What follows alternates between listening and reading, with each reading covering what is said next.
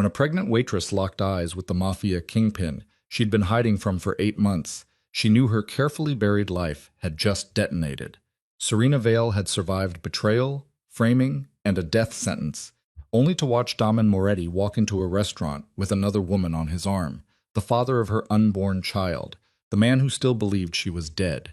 In the next 60 seconds, everything she'd fought to protect would either shatter completely or force her back into the most dangerous world she had ever known.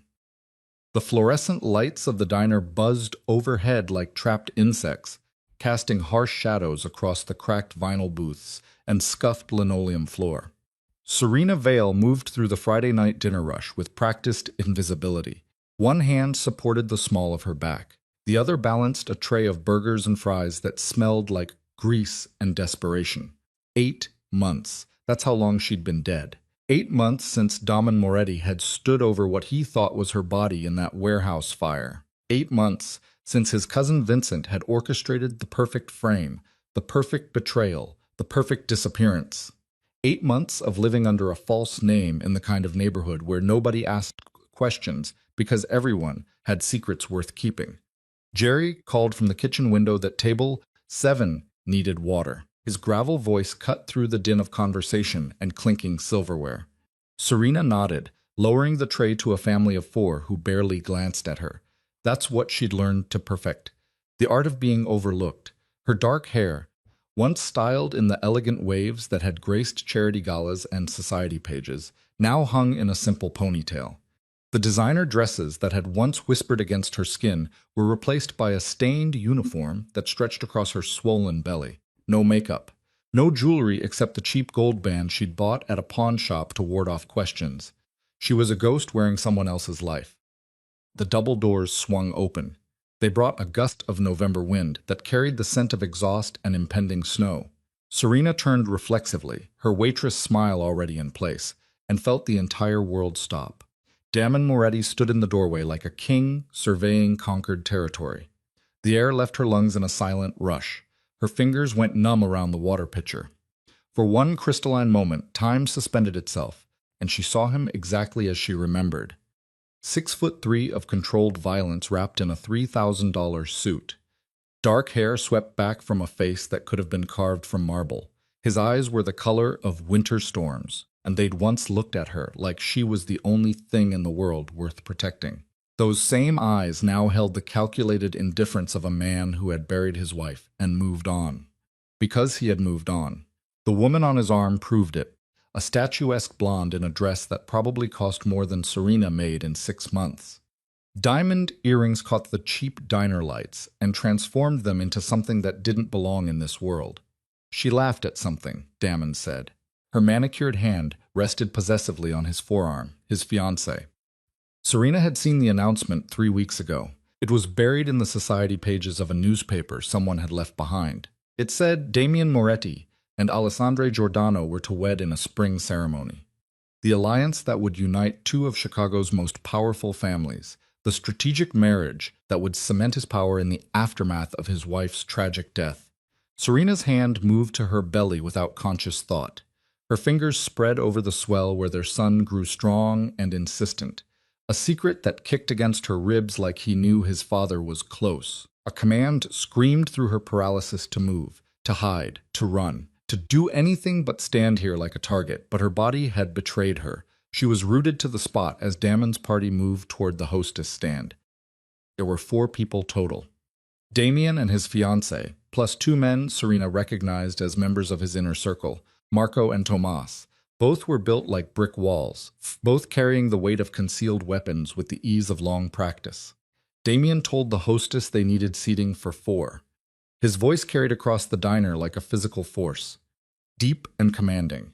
A voice that had once whispered her name in the dark, that had promised her safety and forever in the same breath.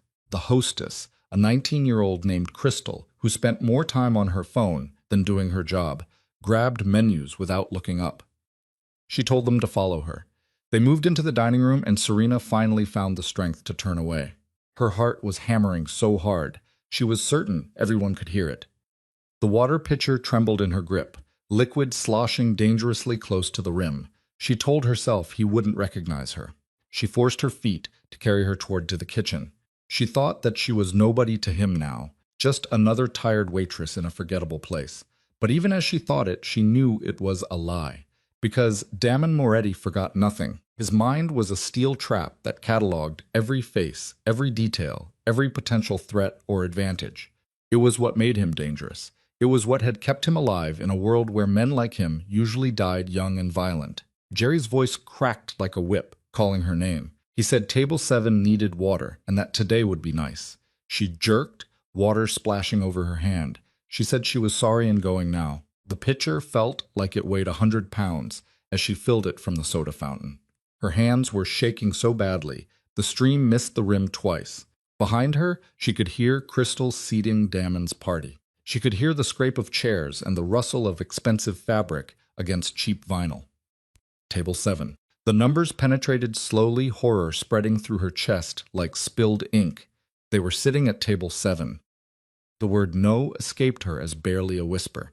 She kept repeating it, no, no, no. The line cook Marcus paused in the middle of flipping burgers and asked if there was a problem. His scarred face creased with concern. Serena stared at the water pitcher, at her own distorted reflection in its stainless steel surface. She said she couldn't do it. Table 7. She just couldn't. Marcus had been kind to her in his gruff way. He asked if she was sick or if the baby was coming. He never asked about the lack of a husband or the haunted look that sometimes crept into her eyes late at night when the dinner rush died down. She told him she just needed a minute. She set the pitcher down carefully, afraid if she held it any longer she would drop it. She asked if someone else could take it. Jerry appeared at her elbow, his weathered face tight with stress, and told her they were slammed. Jenny had called in sick. Crystal was useless, and they had 3 tables waiting.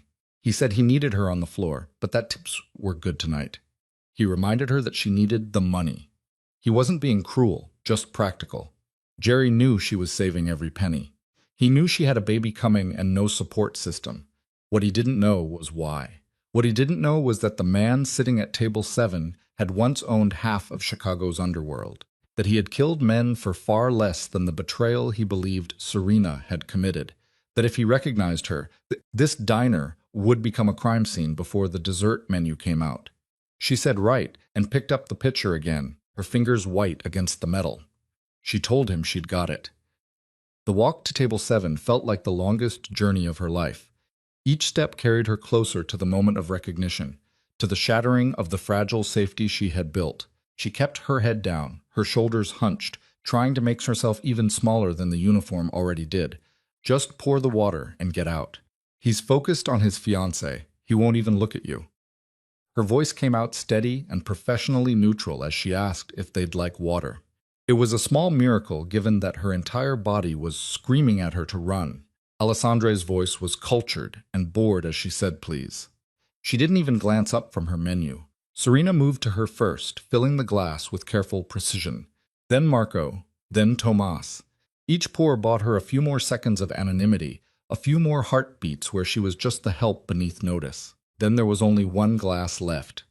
Damien's glass. She could feel his presence like heat from a bonfire. She could smell the familiar scent of his cologne, something dark and expensive that whispered of old money and new power.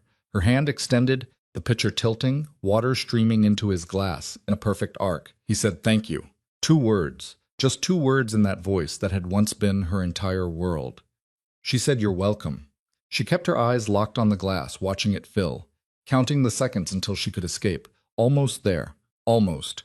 The baby kicked hard, a sharp jab directly against her ribs that made her gasp. It made her hand jerk. It made water splash across the table and onto Damon's sleeve.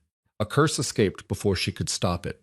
She said she was so sorry. She grabbed napkins, reaching across to blot at his jacket.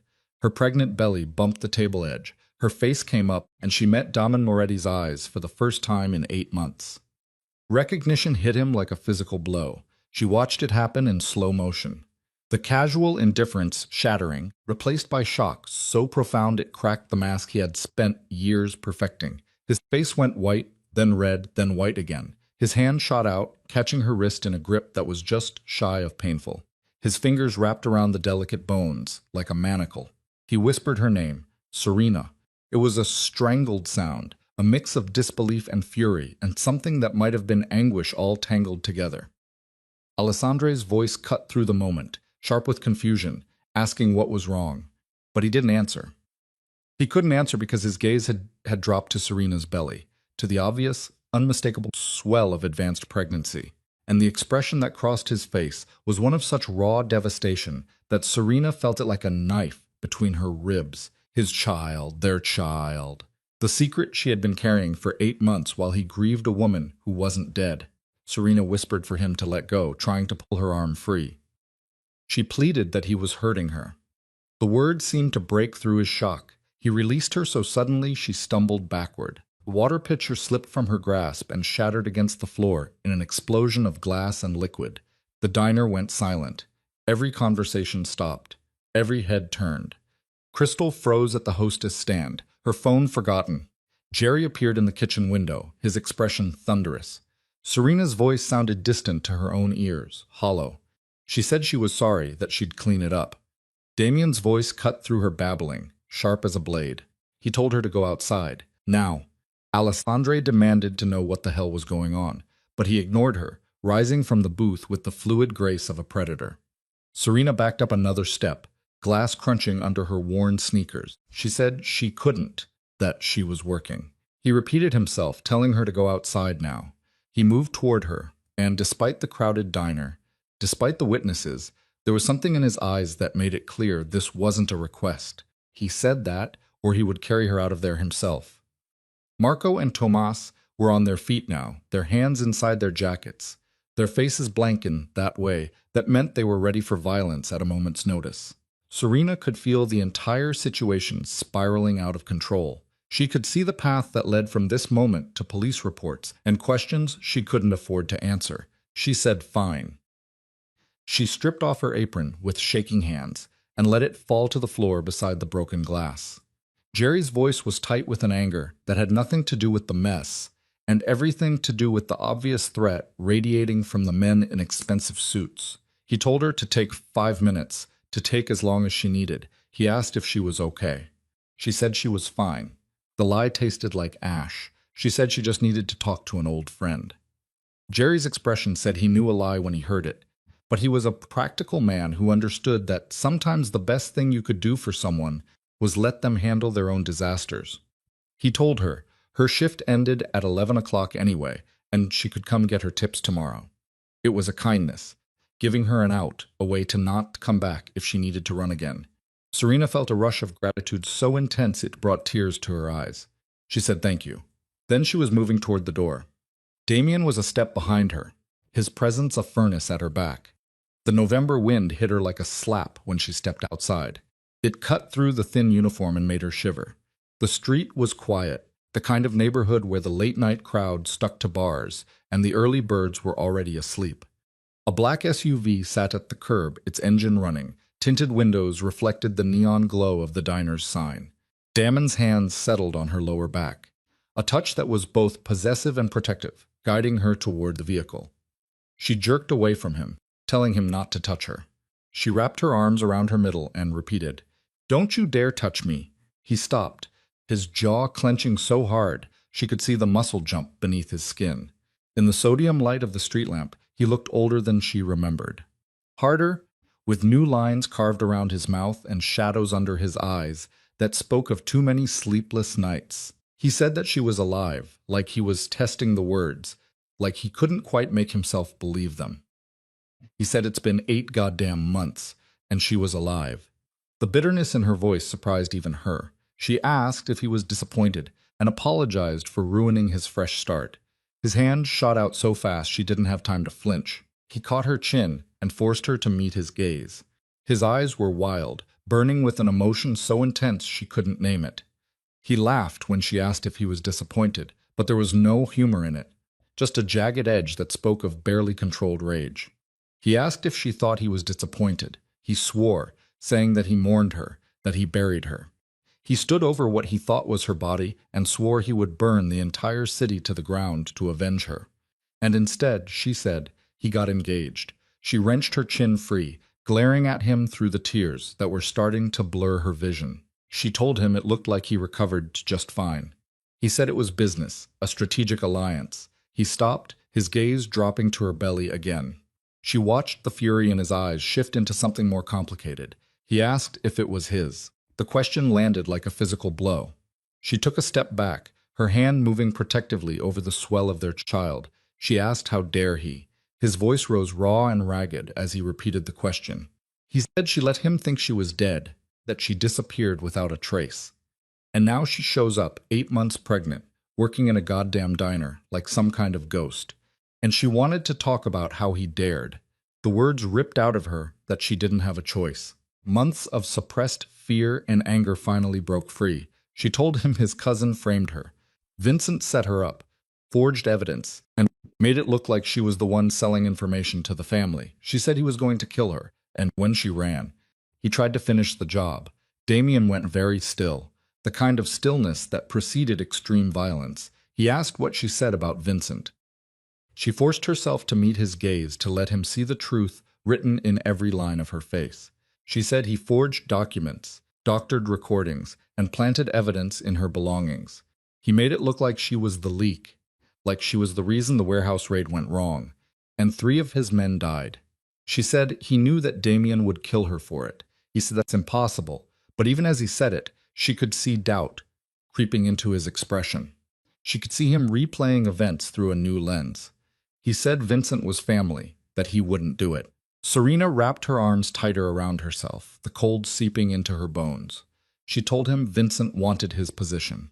She explained that he thought if he could get rid of her, destabilize Damien emotionally, and create chaos in his organization, he could stage a coup. He could make it look like Damien was weak, compromised by a traitor wife. Damien's voice was quieter now, dangerous in its intensity. He asked if any of this was true. Why didn't she come to him? Why did she run? Why did she let him think she was dead? She told him it was because she found the bomb in her car. The memory of that moment still had the power to paralyze her. Opening the driver's door of her car and seeing the crude device wired beneath the steering column. The digital timer counting down. She told him she had 3 minutes. 3 minutes to get away before it would have vaporized her and anyone within 20 feet. She ran because Vincent had made it clear that if the bomb didn't kill her, one of his loyal men would. She watched him process this, watched the implications cascade through his strategic mind. He realized that Vincent used her car as the body in the warehouse fire. It still made her sick to think about it. He parked it in the warehouse and let the timer run down. By the time anyone found it, there wasn't enough left to identify. There were a few of her personal effects that he had planted, and some DNA evidence that probably came from her hairbrush or clothes. Enough to convince him she had died in the explosion. Damon ran a hand through his hair, his composure finally cracking. He swore and asked if she had any proof, any evidence.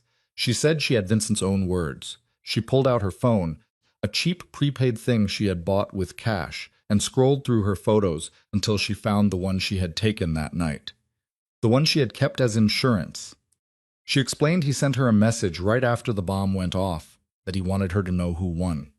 She held out the phone, watching Damon's face as he read the text message that had arrived while she crouched in an alley, 3 blocks from the explosion. Her hands were bloody from climbing over a chain-link fence. Her mind was still reeling from how close she had come to dying. The message said, "Sorry about the car, cousin. Nothing personal, just business. Say hi to your wife for me. Oh, wait, she's dead. My mistake." Damien's hand tightened on the phone, and for a moment Serena thought he might crush it. When he looked up, his eyes were black with a fury, so profound it was almost beautiful in its purity. He asked where he was now. She told him she didn't know.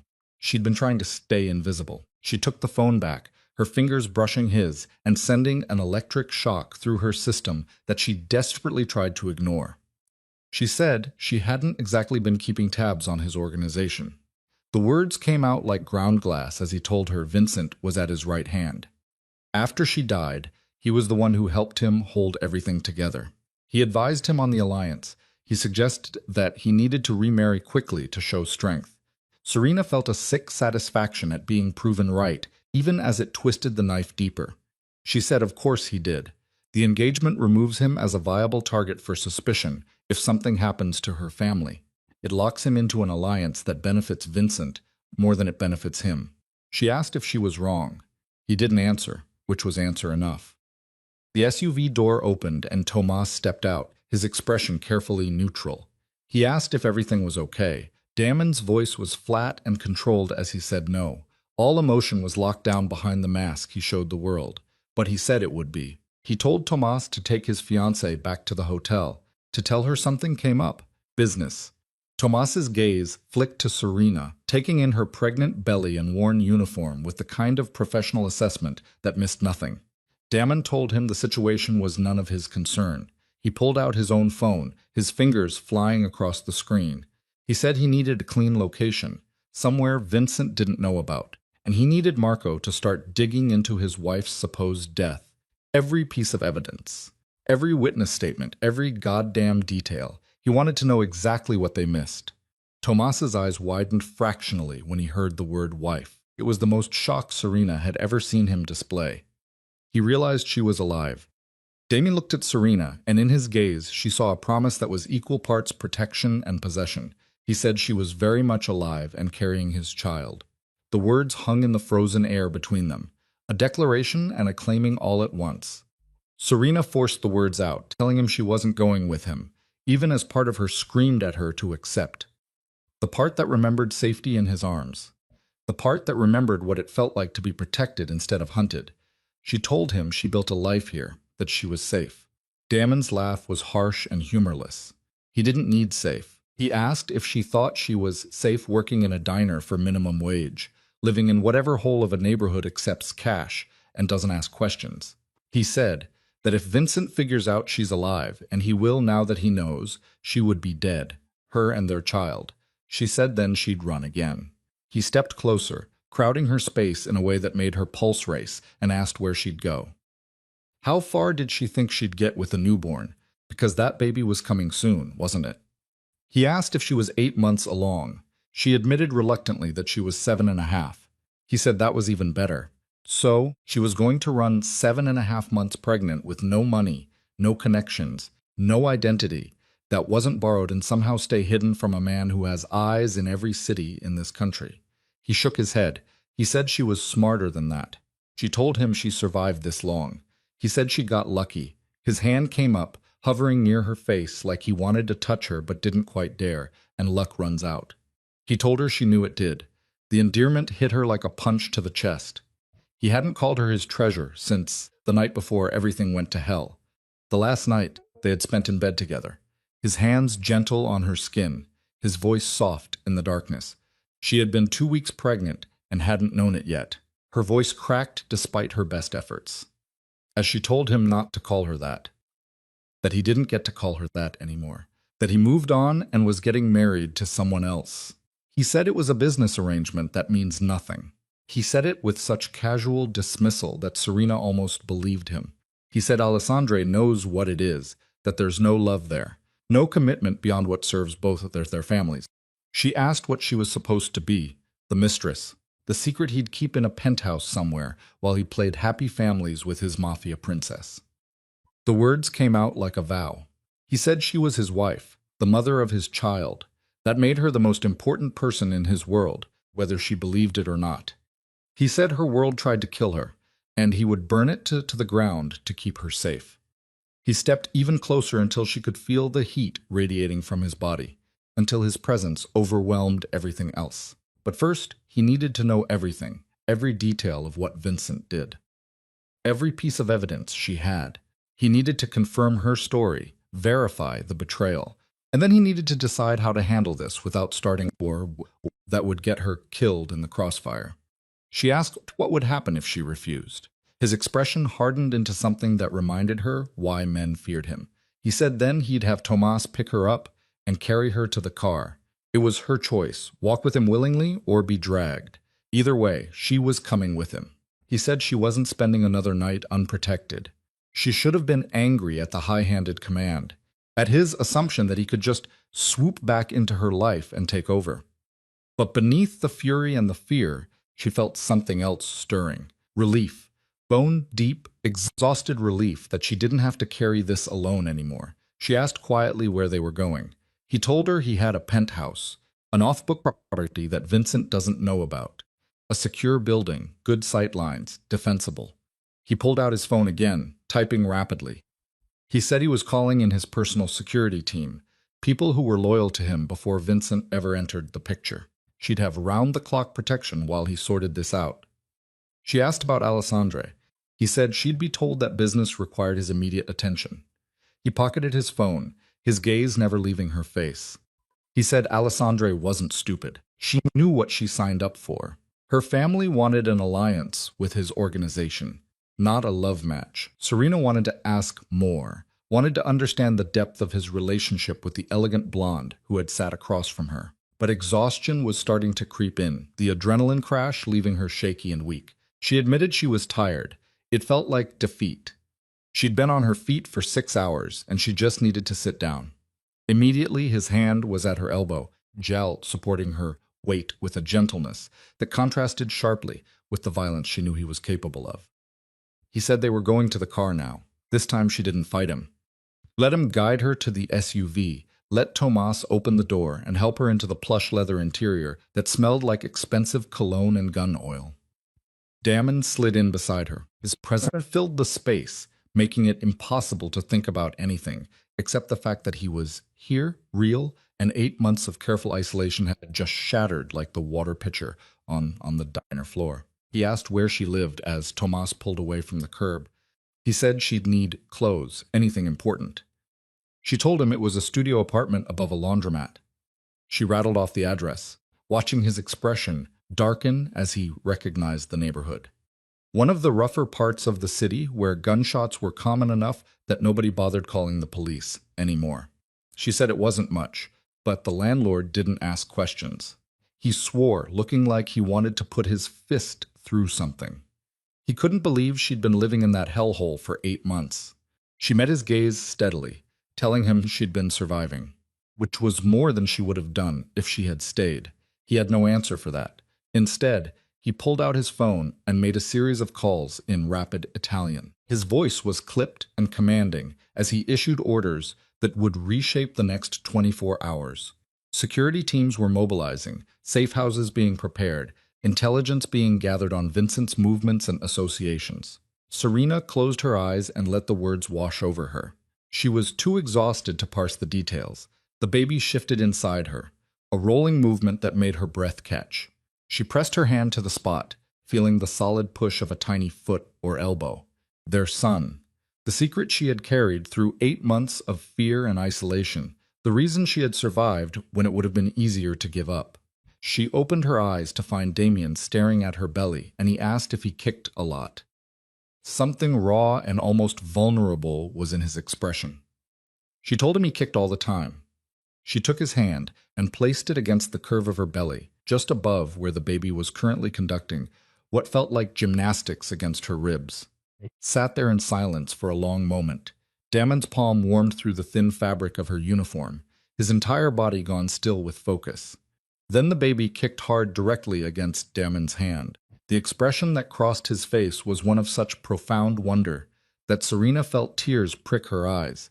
He spread his fingers wider, as if trying to gather as much contact as possible, and when he looked up at her, there was something fierce and protective in his gaze that made her chest tight. The words escaped before she could stop them. She said he was strong like his father, and she saw the impact they had, the way his jaw clenched, the way his free hand fisted against his thigh. His voice was rough, scraped raw with emotion as he told her he would have protected her. If she had come to him with the truth, if she had told him what Vincent was planning, he would have killed him before he could touch her. She said she knew. And she did know, which was part of what made this so complicated. But by the time she figured out what was happening, the bomb was already planted. The evidence was already forged. Vincent had spent weeks setting this up, making sure every piece was in place. She asked if he would have believed her over his own blood if she had gone to him with just suspicions and a paranoid feeling. The silence that followed was answer enough. She gently removed his hand from her belly, already missing the warmth. She told him exactly. Vincent had been with him since the beginning. He was family. She was just the woman he married for love in a world where that was considered a weakness. She asked who he would have trusted. The word was sharp, immediate. He said always her. She said maybe now, after he'd had time to realize she was telling the truth. She turned to look out the window, watching the city slide past in a blur of neon and shadow. But 8 months ago, when he was still grieving his father, still consolidating power, still trying to prove to everyone that he was strong enough to lead, she knew he would have questioned her, investigated her, and while he was doing that, Vincent would have found another way to kill her. She felt rather than saw him tense beside her. She knew her words had hit home because she was right, and they both knew it. 8 months ago, Damien had been a man walking a razor's edge, trying to hold together an empire while proving he could be as ruthless as his father had been. A pregnant wife claiming his most trusted advisor was trying to kill her would have looked like hysteria, manipulation, or worse. So she had run and survived, and now everything was infinitely more complicated. The SUV pulled up in front of a building that made Serena's current residence look like a condemned crack house. It was all glass and steel, the kind of place that had a doorman and security cameras, and probably cost more per month than she had made in the last year. Damien was already out of the car, his hand extended to help her down. He told her to come on. Let's get you somewhere safe. Then they could figure out what comes next. Serena took his hand and let him pull her from the vehicle, her body aching and her mind spinning with the impossibility of the situation. 8 hours ago, her biggest concern had been whether she would make enough in tips to cover the deposit on the second-hand crib she had found. Now she was back in Damon Moretti's world, surrounded by armed men and expensive cars and the kind of danger she had spent 8 months trying to escape. But as they walked into the building and the doorman greeted Damon with the kind of deference reserved for either celebrities or criminals, she realized with a sick certainty that there was no going back.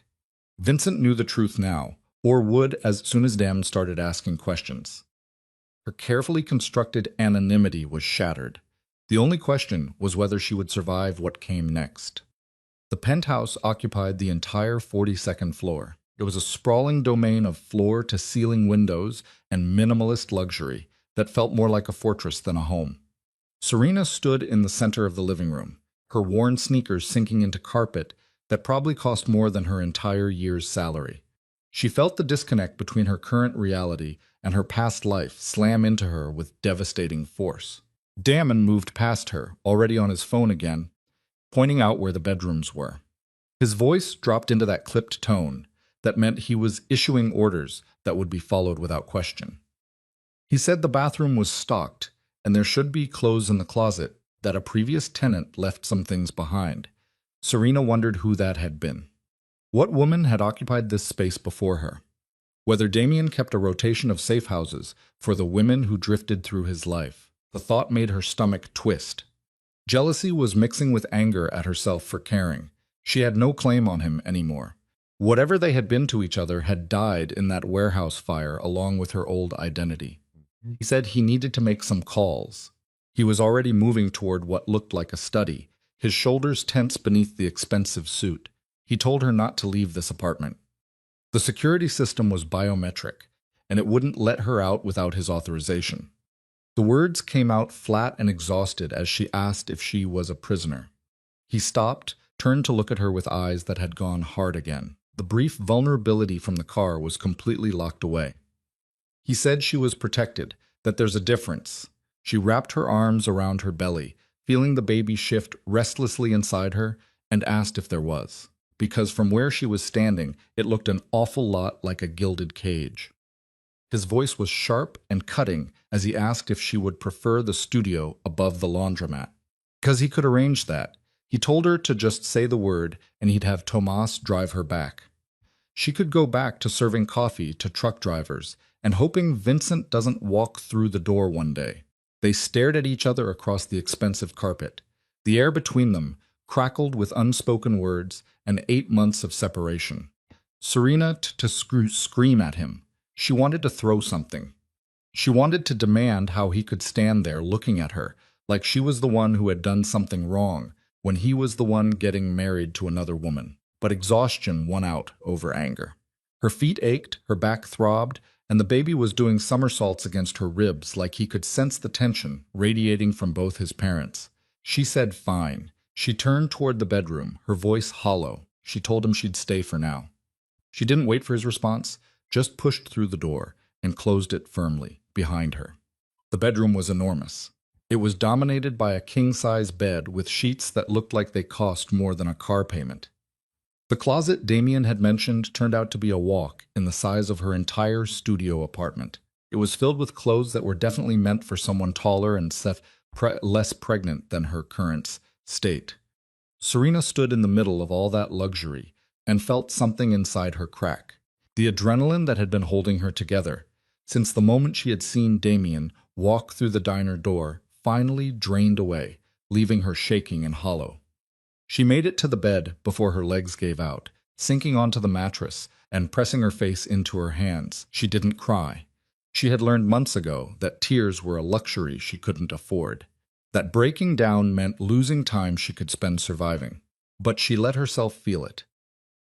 The overwhelming impossibility of the situation, the fear that had been her constant companion for 8 months, the traitorous relief that came from knowing she wasn't alone anymore. A soft knock interrupted her moment of weakness. She looked up to find Damien standing in the doorway, his jacket discarded, his tie loosened. He looked more human than he had any right to. His voice was quieter now, some of the edge gone, as he told her Marco was bringing her things from the apartment. They should be here within the hour. She said okay. She wiped at her eyes, hating that he was seeing her like this, vulnerable and scared and so damn tired. She said thank you. He moved into the room slowly, like he was approaching a skittish animal, and sat on the edge of the bed with careful distance between them. He asked when the last time she ate was. The question caught her off guard. She told him she had toast for breakfast. He said that was 12 hours ago. He pulled out his phone, his fingers moving across the screen, telling her she was eating for 2 and couldn't skip meals. She told him she was aware of how pregnancy works. But even as she said it, her stomach growled loudly enough to make him raise an eyebrow. She said fine, that she was hungry and happy. He replied that he was ecstatic, but there was no humor in his voice, just a grim determination that reminded her why he had survived in a world that chewed up weaker men and spit them out. He asked if she wanted Greek or Italian. She said she didn't care. He said Italian it is. He made the call in rapid-fire Italian, ordering what sounded like enough food to feed a small army. When he hung up, he turned to look at her with an expression she couldn't quite read. He told her the doctor would be there in the morning. She asked what doctor. He said it was a personal physician, Dr. Castigliano. He described her as discreet, thorough, and said she'd delivered half the babies in families like his. He said it like it was already decided. Like her opinion on the matter was irrelevant. He said she hadn't had prenatal care in 8 months, and that was ending now. Serena felt the need to defend herself, to prove she hadn't been completely reckless with their child's health. She told him she'd been to free clinics every month. The baby was healthy, had a strong heartbeat, and good growth measurements. All the tests came back normal. He said the words free clinics like they tasted bad, where she gave them a false name and paid in cash and prayed nobody looked too closely at her ID. She said it was the best she could do. Anger flared hot in her chest, burning away some of the exhaustion. She apologized that her survival plan didn't meet his standards. She said next time someone tries to blow her up, she'll make sure to maintain better healthcare documentation. He said that's not what he meant. She pushed herself up, ignoring the way her body protested the movement, and asked what he did mean, because it sounded an awful lot like he was criticizing the choices she made to stay alive. The choices she had to make because his cousin decided she was collateral damage in his power play. He stopped, ran a hand through his hair in a gesture of frustration she remembered from 1,000 arguments before. He swore, saying that he meant she shouldn't have had to do any of this alone. She should have been in the penthouse on Lake Sozar Drive, surrounded by people whose job it was to keep her safe. She should have had the best doctors, the best care, everything she needed to bring their son into the world with having to worry about whether she could afford her next meal.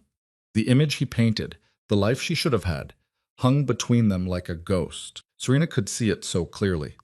Herself, 8 months pregnant and glowing, living in their home, their real home, preparing a nursery with Damon's hand on her belly and his promises in her ear. A future where Vincent's betrayal had never happened, where trust hadn't been shattered. where she hadn't spent 8 months looking over her shoulder and sleeping with a kitchen knife under her pillow. Her voice came out smaller than she intended. She told him she didn't have that. She had a studio apartment and free clinics and the constant fear that every person who looked at her too long might be one of Vincent's people.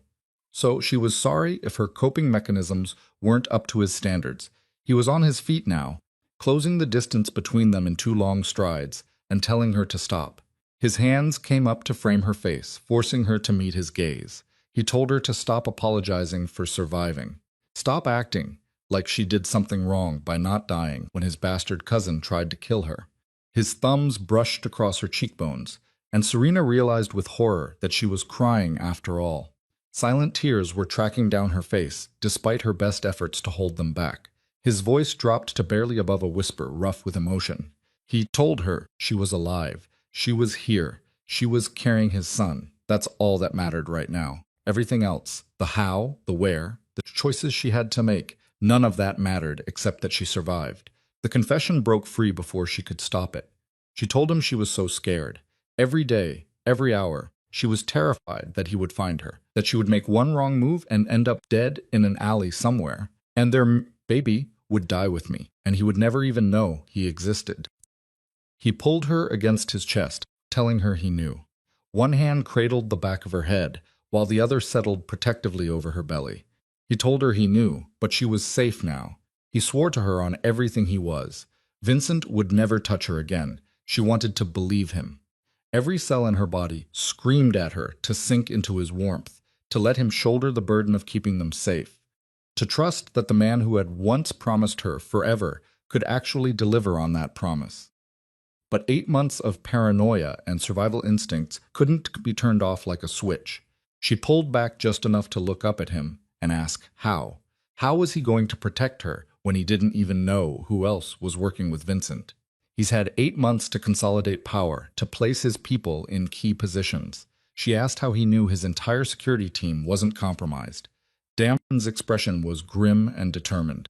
He said, because the men he was calling in aren't part of the regular rotation, they're old guard. People who were loyal to his father before Vincent ever entered the picture. Men who owe him blood debts that go deeper than money or territory.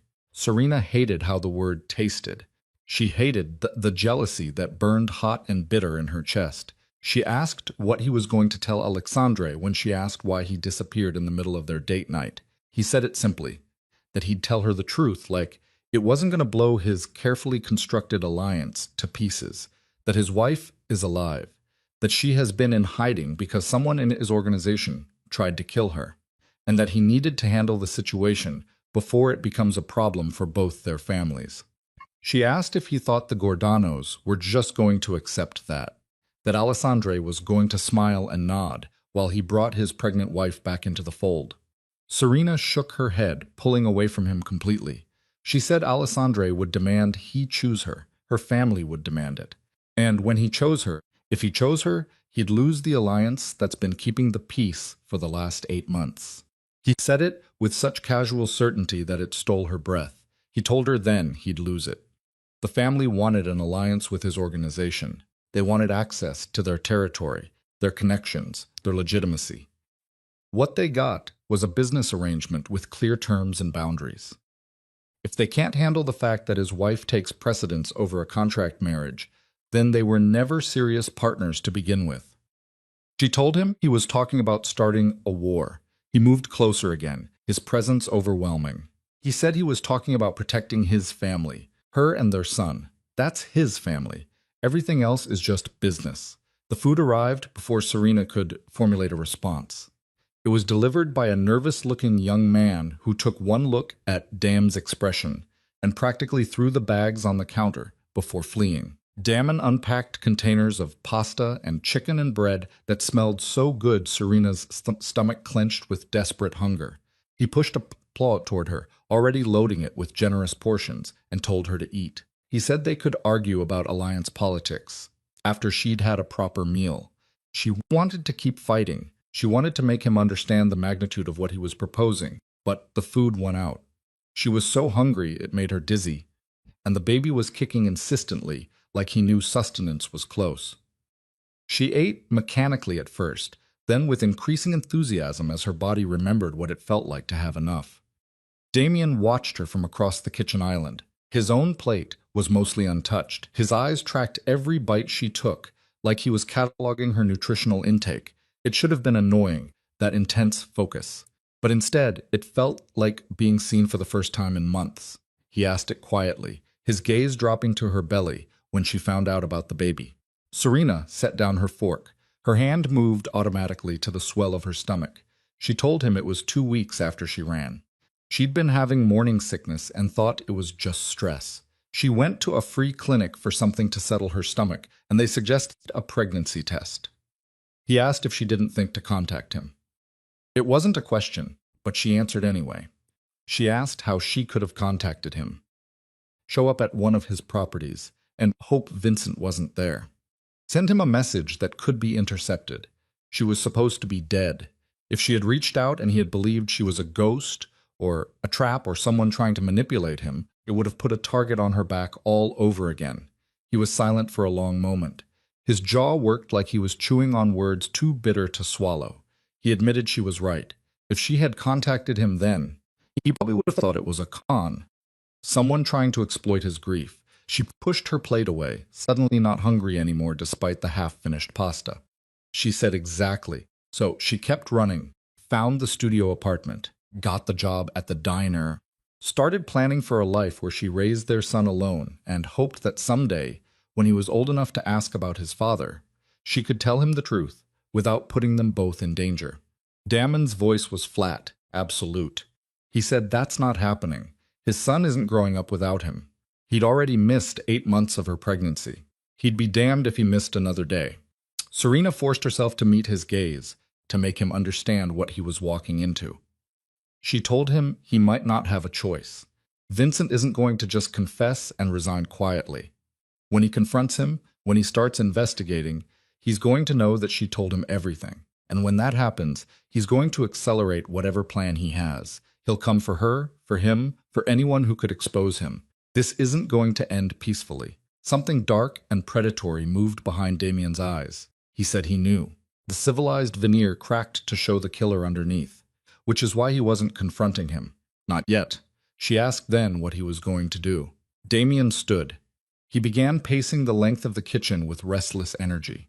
He said he was going to do what Vincent did to her. Build a case, gather evidence, put all the pieces in place so that when he moves against him, it's not just his word against his. It's documented proof that he's a traitor who tried to kill a member of this family. Fear spiked sharp through Serena's chest. She said that could take weeks, maybe months. And every day that passes is another day he could figure out what he's doing. He stopped pacing and turned to look at her with eyes that held the weight of difficult decisions. He said then they'd have to be careful. She would stay here, protected, under guard 24/7. No one would know she's alive except the people in this room and Marco, who would die before betraying him. Meanwhile, he'd maintain the facade, keep Vincent close, let him think he has won, that the engagement to Alessandre is proceeding as planned. Serena said it flatly, trying to keep the devastation out of her voice. She asked if he was going to marry her. The word was sharp, immediate. No. He was going to let Vincent think the wedding is moving forward, while he dismantled his conspiracy piece by piece. But the only woman he was married to was sitting in front of him right now. They never divorced, and they never will. He crossed back to her, dropping to a crouch so they were eye level. He said he didn't care what papers need to be filed, what lies need to be told to keep up appearances. She was his wife. That baby was his son. Nothing changed that. Serena wanted to believe him. She wanted to trust that he could navigate the impossible politics of keeping both her and his engagement to Alessandre in play, while hunting his own cousin. But she had learned the hard way that wanting something didn't make it true. Her voice came out small and afraid. She asked, what if it's not enough? What if he can't find proof before Vincent moves against him? Before he figures out that she's alive and comes after them? Damien said it with such casual certainty that it sent ice down her spine. He'd kill him anyway. With evidence or without, Vincent dies for what he tried to do to her. The only question is whether it happens quietly with the family's blessing or whether it starts a war that burns this city to the ground. She asked if he'd risk that, risk everything he's built. He cut her off, saying he'd risk it for her. His hand came up to cup her face again. For their son, for the family they should have had 8 months ago if his cousin hadn't decided to play king. He told her yes, Serena. He would risk it all. He would burn every bridge, destroy every alliance, reduce his empire to ashes, if that's what it took to keep her safe.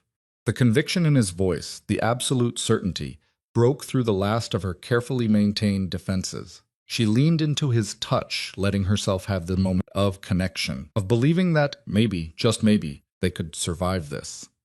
The admission felt like weakness, but she said it anyway. She was scared. She'd been scared for so long, and she didn't know how to stop. He pressed his forehead to hers, his breath warm against her skin. He told her she didn't have to. Be scared, be angry, be whatever she needed to be, but don't be alone. Not anymore.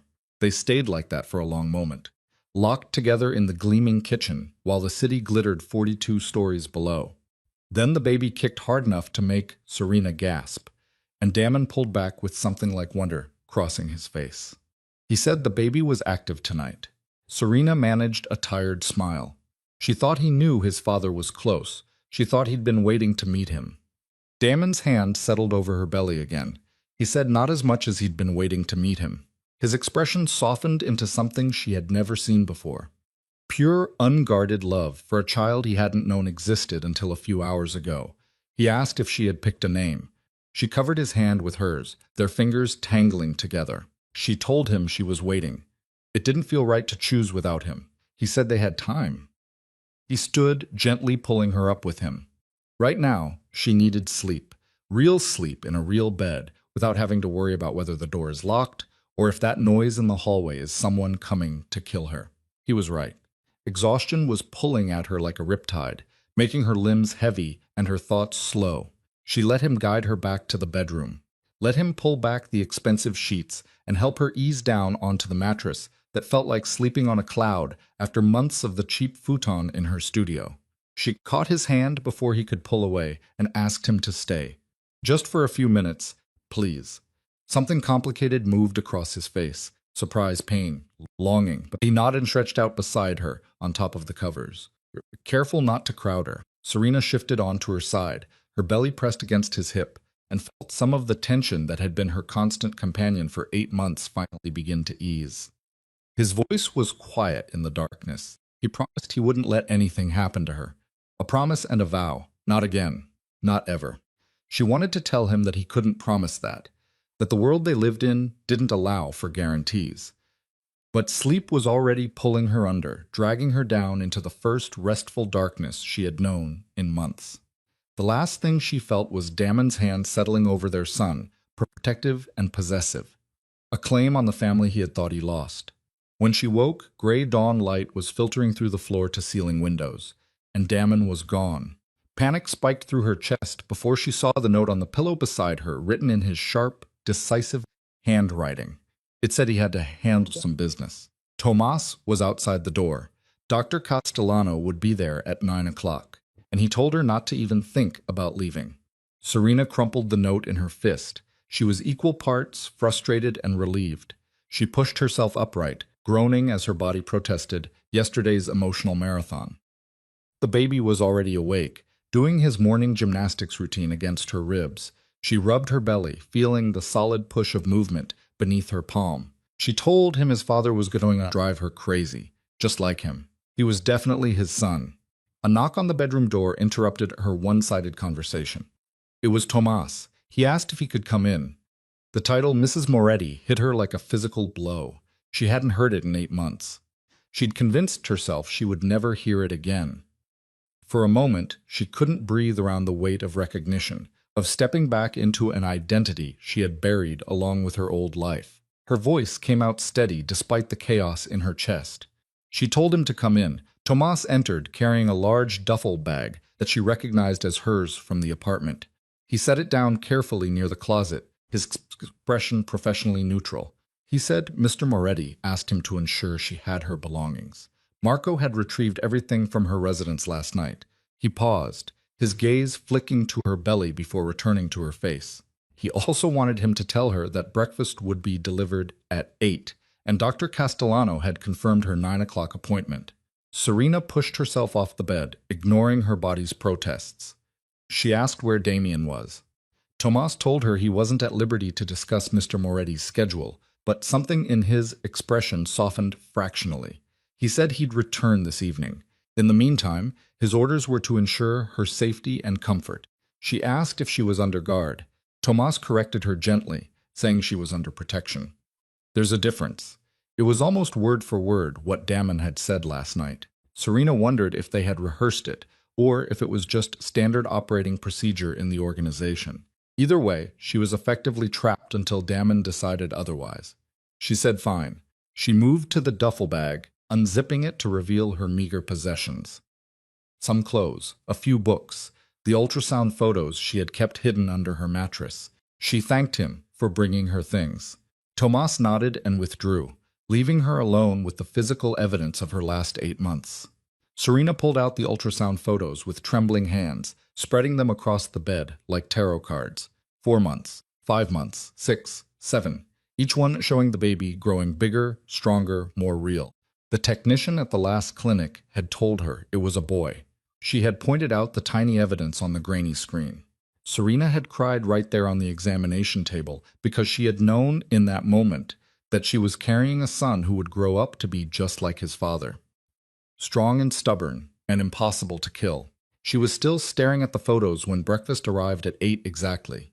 It was delivered by a different, nervous young man who set up an elaborate spread on the dining room table before fleeing. Eggs Benedict, fresh fruit, croissants that smelled like butter in heaven, orange juice and coffee, and enough food to feed 4 people. Serena ate mechanically. Her mind was already racing ahead to the doctor's appointment, to what would happen when Damien came back, to the increasingly complicated web of lies and alliances that would need to be navigated. She was so lost in thought that she didn't hear the elevator doors open. She didn't register the sound of footsteps until a woman's voice cut through her spiraling anxiety. So, she was the ghost who came back from the dead. Serena's head snapped up to find Alessandra Giordano standing in the living room, looking like she had stepped out of a fashion magazine in a cream-colored suit that probably cost more than Serena's entire wardrobe. Her blonde hair was pulled back in a sleek ponytail. Her makeup was flawless. Her expression was carefully neutral, and Damien was nowhere in sight. Serena stood slowly, asking how she got in there. Her hand moved instinctively to her belly. This was a secure building. She shouldn't be able to get in. Alessandra said it pleasantly, like they were discussing the weather. She was Damien's fiancée. She had access to all his properties, including the ones he thinks are secret. The implication hung in the air between them that Alessandra knew more about Damien's life than Serena did. That 8 months had shifted the balance of power in ways Serena hadn't fully grasped. Serena forced herself to stand straighter, to meet the other woman's gaze without flinching, and asked what she wanted, if she was here to threaten her. Alessandra laughed, but there was no humor in it. She told her darling, if she wanted her dead, they wouldn't be having this conversation. She'd just tell Vincent where to find her and let nature take its course. Ice flooded Serena's veins. She asked if Alessandra knew about Vincent. Alessandra moved into the kitchen, her heels clicking against the marble floor. Of course she knew about Vincent. She'd known about his little coup attempt since before Serena died. The question was, what were they going to do about it? Serena's world tilted sideways. She gripped the edge of the counter, her knuckles white. Her mind raced to process what Alessandra had just said. The woman standing in front of her, Damon's fiancée, the alliance that was supposed to secure peace between 2 powerful families. She knew about Vincent's betrayal and had said nothing. The words came out strangled, barely above a whisper. She knew. She knew Vincent tried to kill her, and she let Damien believe she was dead. She let him grieve. She stood beside him at her funeral and said nothing. Alessandra's tone was matter-of-fact, clinical. She didn't know she was alive. She knew Vincent had orchestrated something. She knew there were inconsistencies in the evidence, holes in the timeline that didn't quite add up. But the body in that warehouse was real enough. The DNA evidence was compelling enough. She assumed Vincent had succeeded in whatever he was planning. Serena felt fury building in her chest, hot and righteous, and she didn't tell Damien. She had information that his own cousin was a traitor. and she kept it to herself.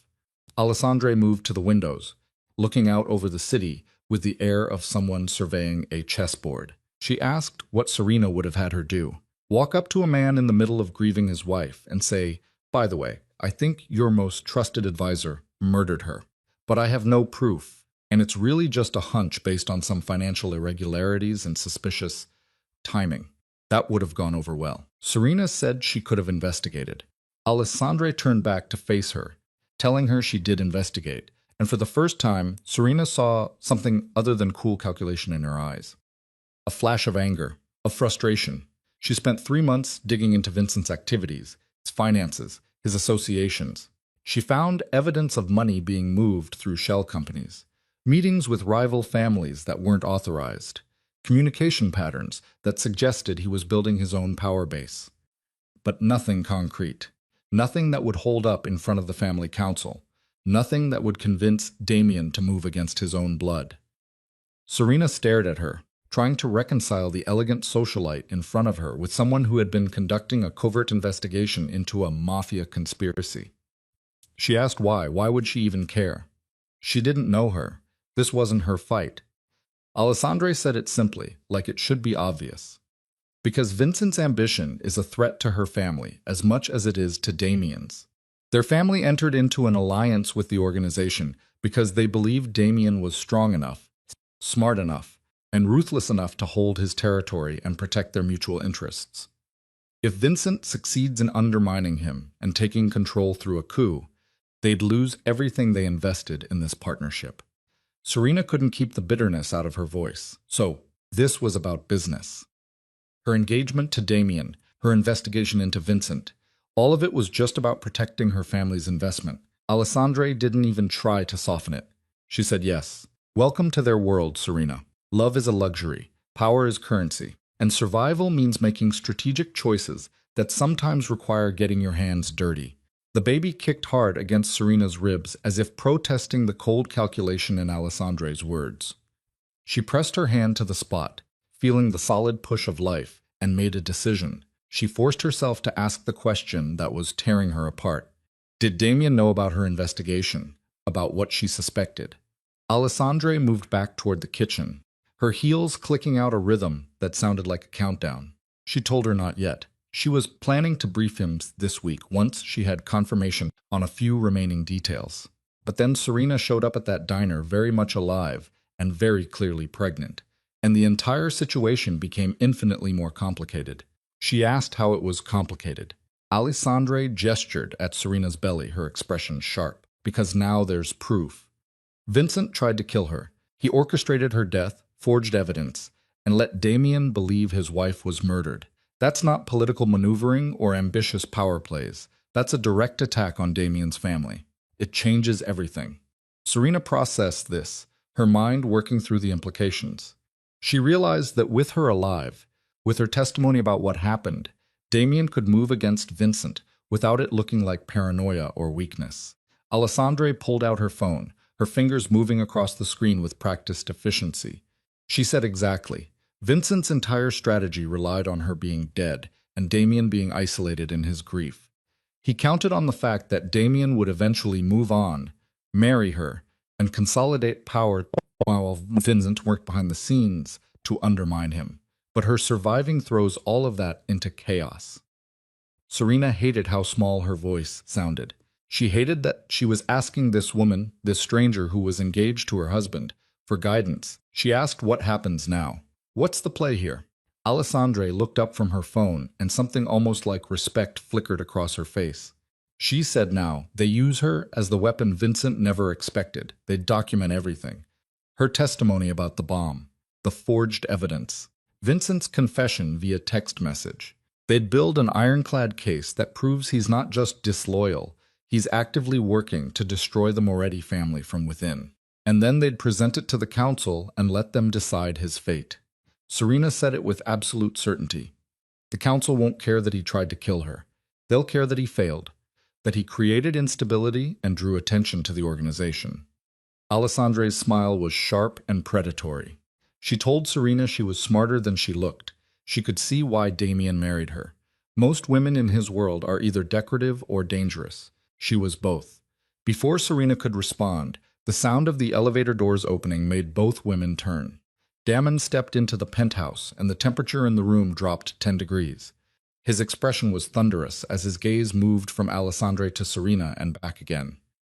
He directed the question at Alessandre, his voice low and dangerous. What the hell was she doing here? He specifically told her to stay away until he sorted this out.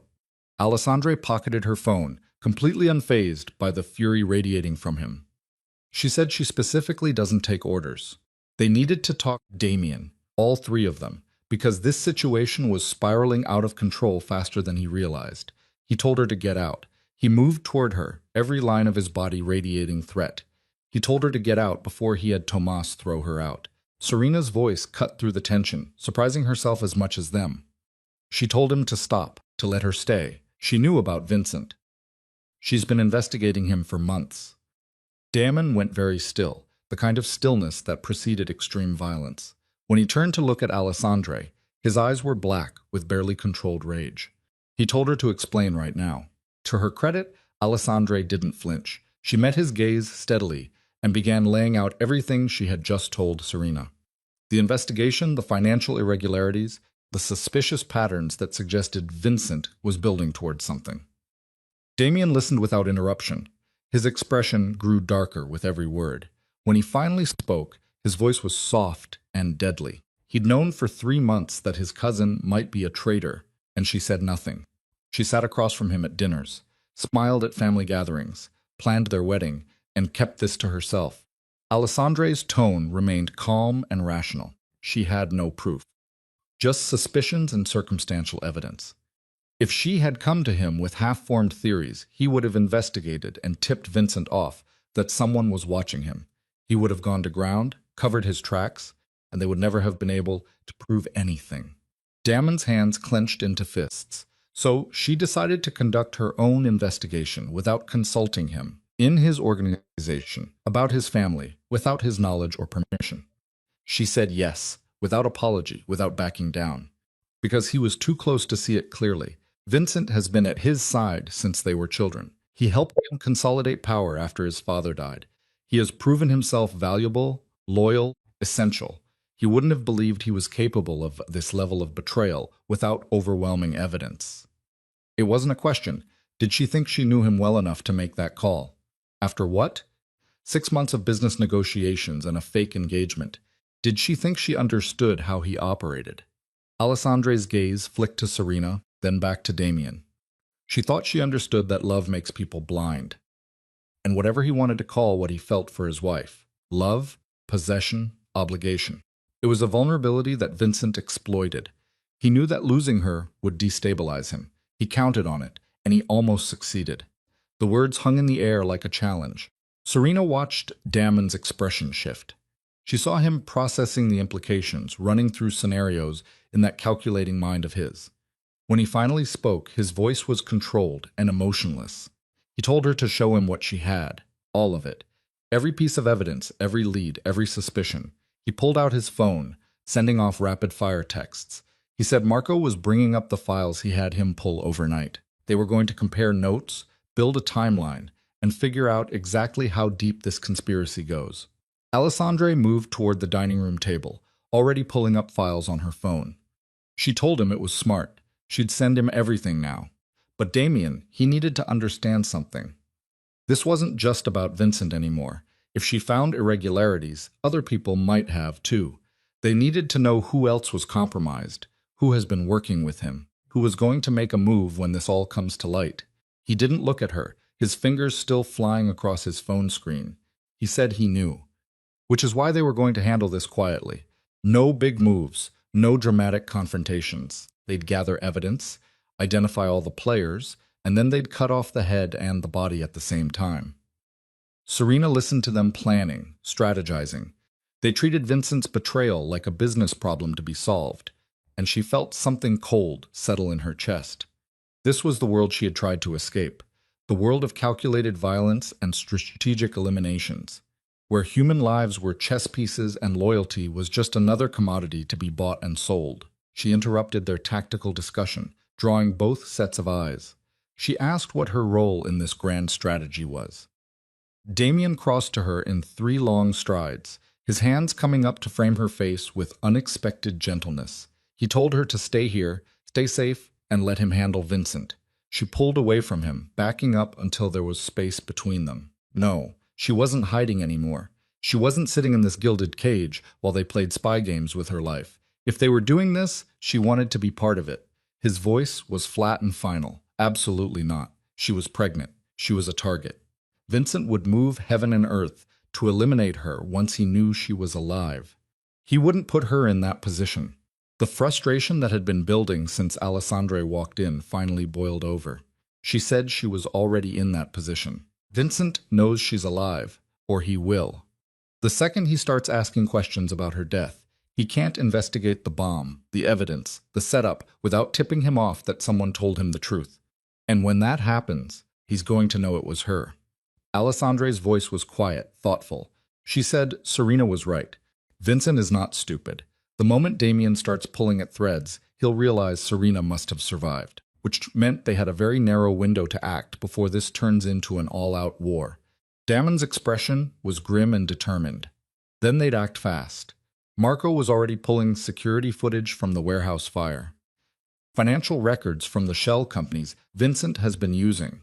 Communication logs from the week before Serena had disappeared. By tonight, they'd have enough to brief the council. Alessandre shook her head. The council won't move that quickly. They'll want time to review, to deliberate, to make sure they're not being manipulated into eliminating a valuable asset, based on emotional accusations from a grieving husband. Damien's voice was cold and hard. He wasn't grieving anymore. His wife was alive. His son was on the way, and the man who tried to take them from him was going to pay for every second of suffering he caused. Before either woman could respond, Marco burst through the elevator doors. His arms were full of file boxes, and his expression was tight with urgency. He told his boss they had a problem.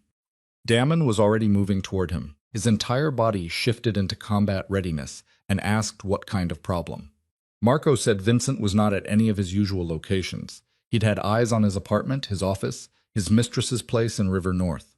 He hasn't been seen since last night. Marco set the boxes down hard enough to rattle the contents. It was like he vanished. Ice flooded Serena's veins. He knows. Somehow he already knows. Damon wheeled on her, his expression fierce. He asked how. Nobody outside this room knows she's alive. He was careful. The men he called in were loyal. There was no way.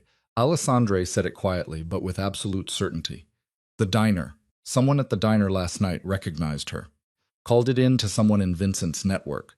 Or he has eyes on Damien's movements. Saw him leave with a pregnant woman and put the pieces together. Damon ran both hands through his hair, his composure cracking. He swore, if he knows he's already moving, then they're out of time. Marco pulled out a tablet, pulling up what looked like surveillance footage. He said not necessarily. He had someone monitoring the traffic cameras near Vincent's last known location. He left his apartment at 6 o'clock this morning, with 3 vehicles and a full security detail. Military preparation, like he's expecting a war. Damien leaned over the tablet, his eyes scanning the grainy footage. He asked where he was headed. Marco zoomed in on the convoy, enhancing the image, northwest toward the industrial district near the airport. He's setting up somewhere defensible, somewhere he can make a stand, or somewhere he can launch an attack from. Serena's voice was barely above a whisper, but it cut through the room like a knife. He wasn't running. He was preparing to come after them. The silence that followed was suffocating. Damien and Alessandre exchanged a look that spoke of years of strategic thinking, of understanding the calculus of violence and power. Then Damien pulled out his phone and made a call that would change everything. He told Tomas to lock down this building, full security protocols. Nobody in or out without his personal authorization. He paused, listening. He didn't care if they had credentials. He didn't care if they were family. Nobody. He hung up and turned to face both women. His expression was harder than Serena had ever seen it. They were going into full defensive mode. He told Alessandre to call her father, to tell him the alliance was at risk and she needed immediate backup. He told Marco he wanted every loyal man they had surrounding this building. If Vincent wanted a war, they'd give him one. But it was going to be on their terms. Alessandre was already dialing, her fingers moving with practiced efficiency. She asked, what about the council? If he moved against Vincent without their approval, Damon cut her off, his voice absolute. Then he'd deal with the consequences. But he wouldn't let him get anywhere near his wife and son. That's non-negotiable. The next hour passed in a blur of activity. Men arrived in waves. Alessandra's security detail, Marco's hand-picked team of veterans who had served Damien's father, specialists in close quarters, combat, and defensive positioning. They turned the penthouse into a fortress, checking sight lines, establishing kill zones, and preparing for an assault that felt increasingly inevitable. Serena watched it all from the bedroom. She felt useless and terrified as her world transformed into a war zone. The baby was active, kicking and rolling like he could sense the tension radiating through her body. She pressed her hand to her belly and tried to remember how to breathe. She turned to find Alessandra standing in the doorway. She told her she should eat something. Her designer suit was traded for tactical pants and a fitted black shirt that somehow still managed to look elegant. There was a gun holstered at her hip, worn with the ease of long familiarity. Serena turned back to the window, watching the streets below for any sign of approaching danger. She said she wasn't hungry, she was terrified. Alessandra moved into the room, her footsteps silent, despite the combat boots. She said there's a difference. Fair enough. For what it's worth, Damon was good at this. Defensive strategy, protecting what's his. If anyone could keep her safe through what's coming, it's him. Serena laughed, but there was no humor in it. She asked if that was supposed to be reassuring, because it sounds an awful lot like she was confirming that Vincent is definitely coming to kill her. Alessandra said it without sugarcoating, without false comfort. He is. But the question is whether he's stupid enough to try a direct assault, or whether he'll wait and strike when she's vulnerable. Her money was on waiting. She asked why. Alessandra leaned against the wall, her posture relaxed despite the gun at her hip, because Vincent is smart. Ambitious, ruthless, but smart. A direct attack on Damien's secured location with his wife inside. That's a declaration of war that even the council can't ignore. It forces their hand, makes them choose sides publicly. Vincent won't want that unless he's absolutely certain he can win. Serena asked what he'd do instead. Alessandra's smile was cold, calculating. Play the long game. He'll publicly deny any involvement in her death. Claim he's shocked and delighted she survived. Express confusion about any accusations. He'll force Damien to prove the conspiracy, to present evidence to the council, to go through proper channels. And while that's happening, he'll be working behind the scenes to eliminate loose ends and consolidate support. Serena processed this, her mind working through the implications. He'll come after the people who can testify against him, anyone who helped him, who knows the truth. Alessandra pushed off from the wall, moving to stand beside Serena at the window. She said exactly. Which is why Damon was already moving to secure potential witnesses. Marco was bringing in the warehouse workers who might have seen something. The financial analyst who processed Vincent's shell company transactions. Anyone who could corroborate her story. And if Vincent gets to them first, then they lose their case, and it becomes her word against his. Alessandra's reflection in the window was grave and honest, which is why the next 48 hours are critical. They needed to move fast, lock down testimony, and present an ironclad case before Vincent could eliminate the evidence. Serena turned to look at her directly. She kept saying we. Why was she helping them? She could walk away right now. Tell her family the alliance is compromised and cut her losses. Why stay? Alessandra was quiet for a long moment, her expression thoughtful. Because she was tired of men like Vincent, thinking they can manipulate the system, hurt innocent people, and face no consequences as long as they're clever enough. She met Serena's gaze steadily. She didn't deserve what he did to her. And whether she believed it or not, she didn't like the idea of pregnant women being blown up because some ambitious psychopath wants more power. She said that was surprisingly human of her. Alessandra said not to get used to it. But there was a hint of warmth in her smile. A crack in the Ice Queen facade. She was still engaged to her husband, still planning to marry him if this all goes sideways. Don't mistake a tactical alliance for friendship. Serena couldn't help the small smile that tugged at her lips despite everything. She said noted. For what it's worth, if Damon did end up marrying her, at least she knew she was smart enough to keep him alive. Alessandra's phone buzzed, and her expression shifted back to all business. She said, that's the idea. Her father's team was in position. They were sweeping the perimeter now, checking for any signs of surveillance or planted devices. Serena asked how long before Vincent makes his move. Alessandra headed for the door, then paused. It could be hours, could be days. But her instinct said soon. He knows they're mobilizing. He knows every minute that passes is another minute for them to build their case. If he's going to strike, it will be before they can present to the council. She left before Serena could respond, her footsteps fading down the hallway. Serena turned back to the window, watching the city glitter in the afternoon sun, and tried not to think about all the ways this could go wrong. She was still standing there when Damien found her an hour later. His expression was tight with stress and exhaustion. He didn't say anything, just crossed the room and pulled her into his arms, careful of her belly, his face buried in her hair. His voice was muffled and rough. He was sorry for all of this, for not protecting her before, for bringing her back into this nightmare. Serena wrapped her arms around him as much as her pregnant belly would allow. She told him he didn't bring her back. Vincent did. This was always going to happen one way or another. His arms tightened fractionally, like he was afraid she would disappear if he let go. He said, not if he had been smarter, not if he had seen what he was planning. He should have known. He's been at his side for years. He should have seen the signs. She pulled back enough to look up at his face. She told him he trusted him. That's not a weakness, Damien. That's what family is supposed to be. He's not the villain here. His hand came up to cup her face, his thumb brushing across her cheekbone. He said no, but he's the fool who let the villain get close enough to hurt her. That ends now. Whatever happens with Vincent, whatever it costs, he won't let him hurt her again. Serena forced herself to ask the question that had been haunting her. What if the cost is his organization, his position, everything he's built? Is he really willing to risk it all?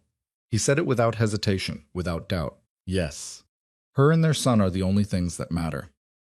Everything else is just empire, and empires can be rebuilt.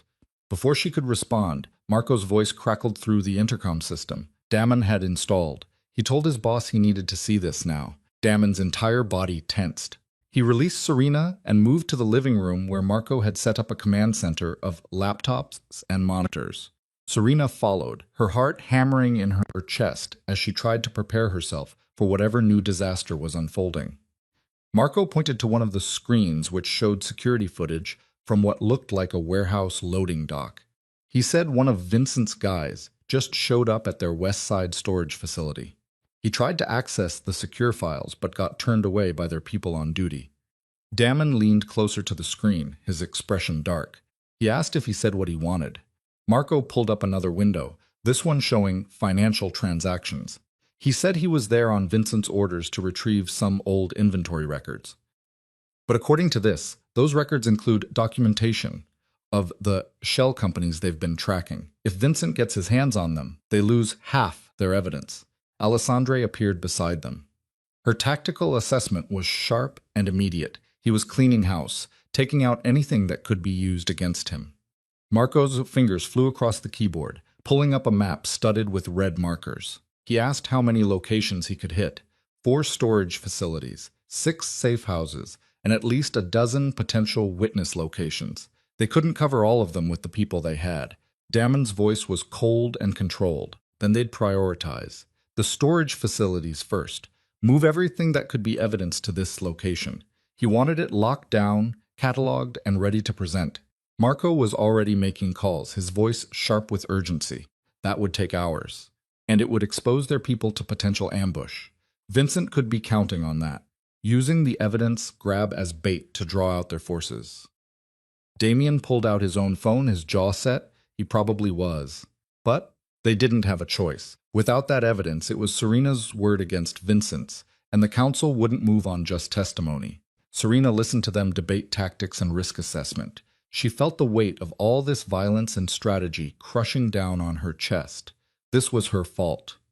Her survival had triggered this chain of events, forced Damien into a corner where every choice carried deadly consequences. Her voice cut through their planning, drawing all eyes. She told them to stop for a second and think. Vincent is not stupid. He knows they're not going to let him waltz into their storage facilities and destroy evidence. This was a distraction. Damon turned to face her fully, his expression intense. He asked from what? Serena wrapped her arms around her belly. The pieces were clicking into place with horrible clarity. From her, he wants them to deploy their forces across the city, spread thin, trying to protect evidence and witnesses. And while they're doing that, he'll come here with everything he has and finish what he started 8 months ago. The silence that followed was absolute. Then Alessandra swore quietly in Italian, her expression shifting from tactical assessment to grudging respect.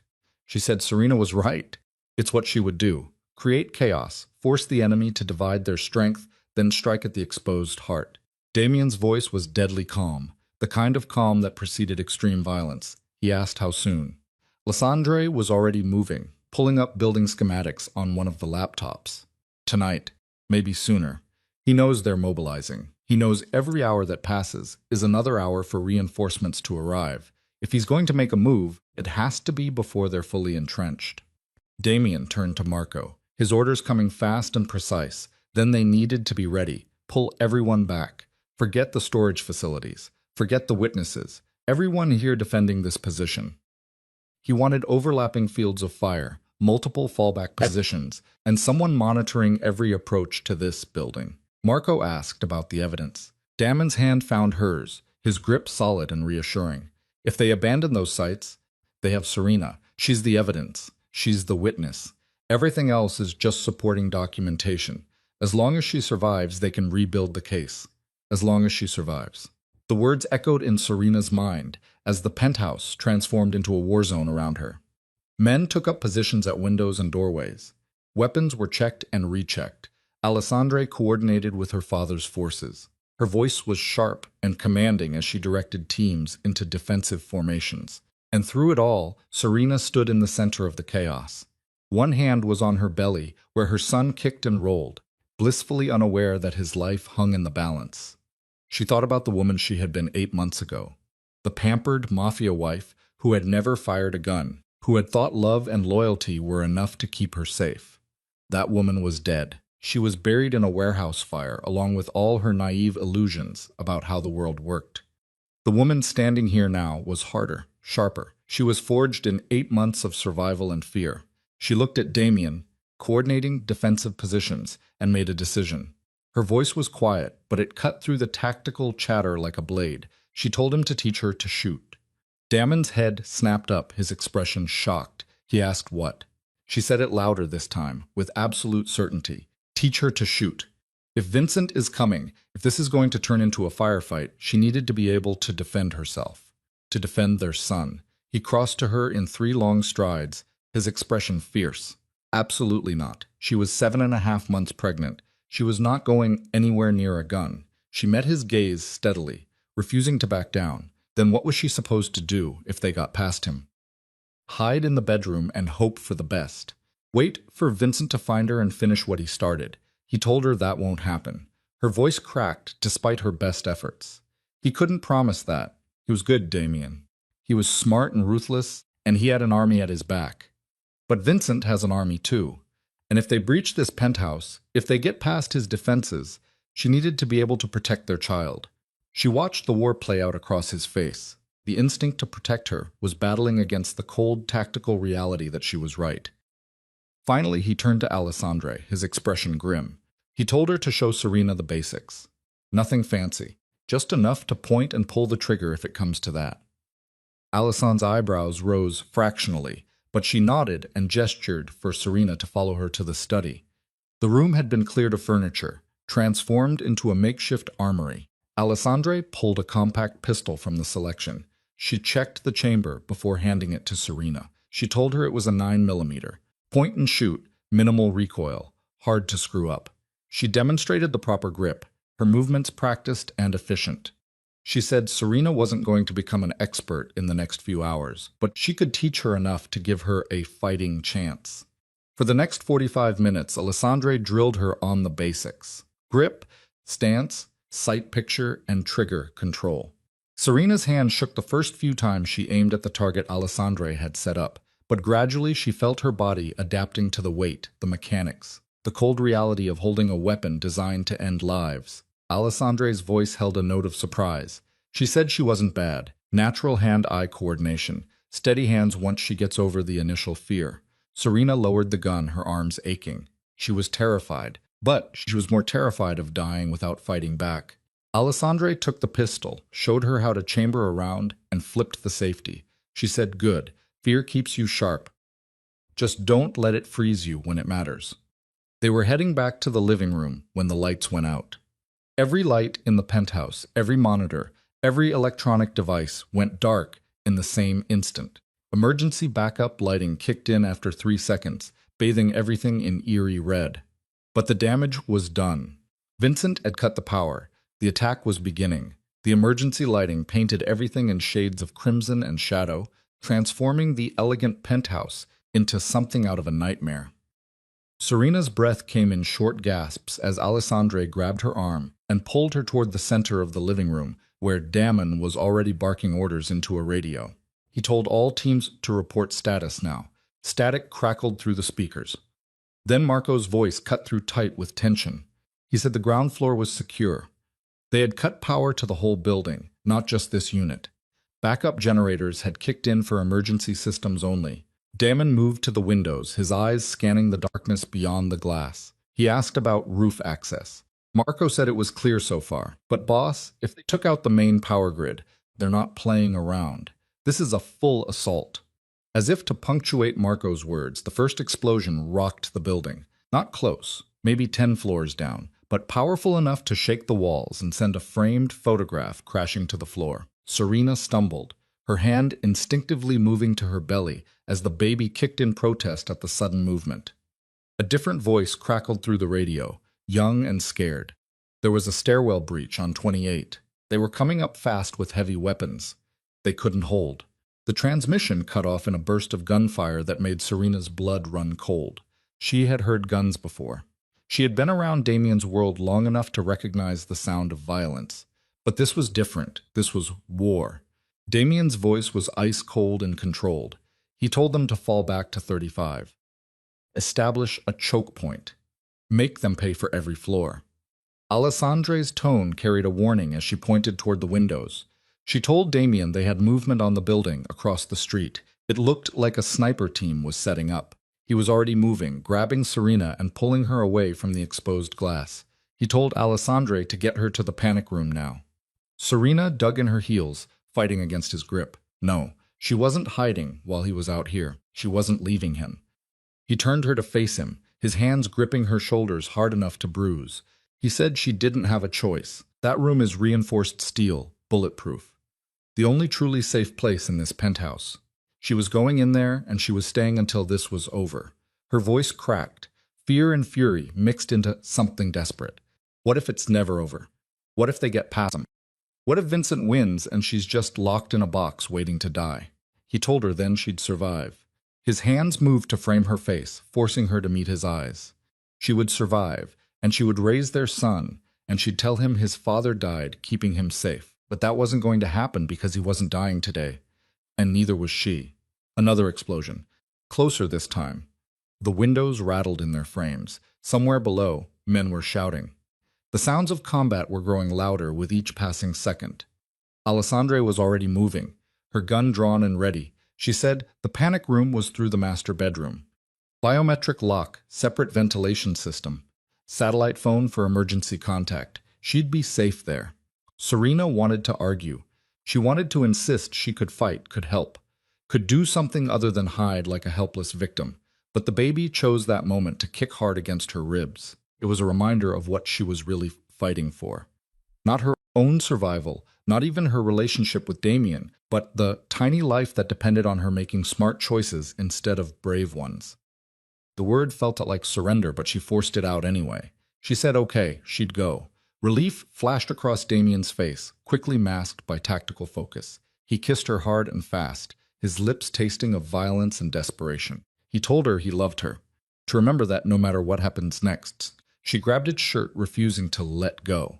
She told him not to say it like goodbye, to promise her he was coming back. He promised, but his eyes told a different story, one written in the cold calculus of odds and firepower. Alessandre pulled her away, dragging her toward the bedroom as the sound of gunfire grew closer. She told her to go now. They made it 3 steps before the windows exploded inward in a shower of glass and titanium. Serena screamed, throwing her arms up to protect her face as something heavy hit the floor with a metallic thunk. Marco's voice was barely audible over the sudden chaos as he yelled grenade. Time slowed to a crawl. Serena watched Damon dive for the device. She watched him grab it and hurl it back through the broken window, with movements born of muscle memory and years of survival. The explosion lit up the night sky, a bloom of fire and destruction that made her ears ring and her vision blur. But there was no time to process what had almost happened. Men in tactical gear were already rappelling down from the roof. They crashed through the remaining windows in a coordinated breach that spoke of military training and serious funding. Vincent hadn't just brought soldiers. He had brought an army. Alessandre shoved Serena toward the bedroom. She laid down covering fire that dropped one of the attackers mid-descent. The man's body swung grotesquely from his rope, painting the white walls with arterial spray. They made it to the bedroom. Alessandre slammed the door and threw the deadbolt. Then she ran for the walk-in closet that hid the panic room entrance. Serena stumbled after her. Her pregnant body was awkward and slow, every step an agony of fear and adrenaline. The closet was chaos.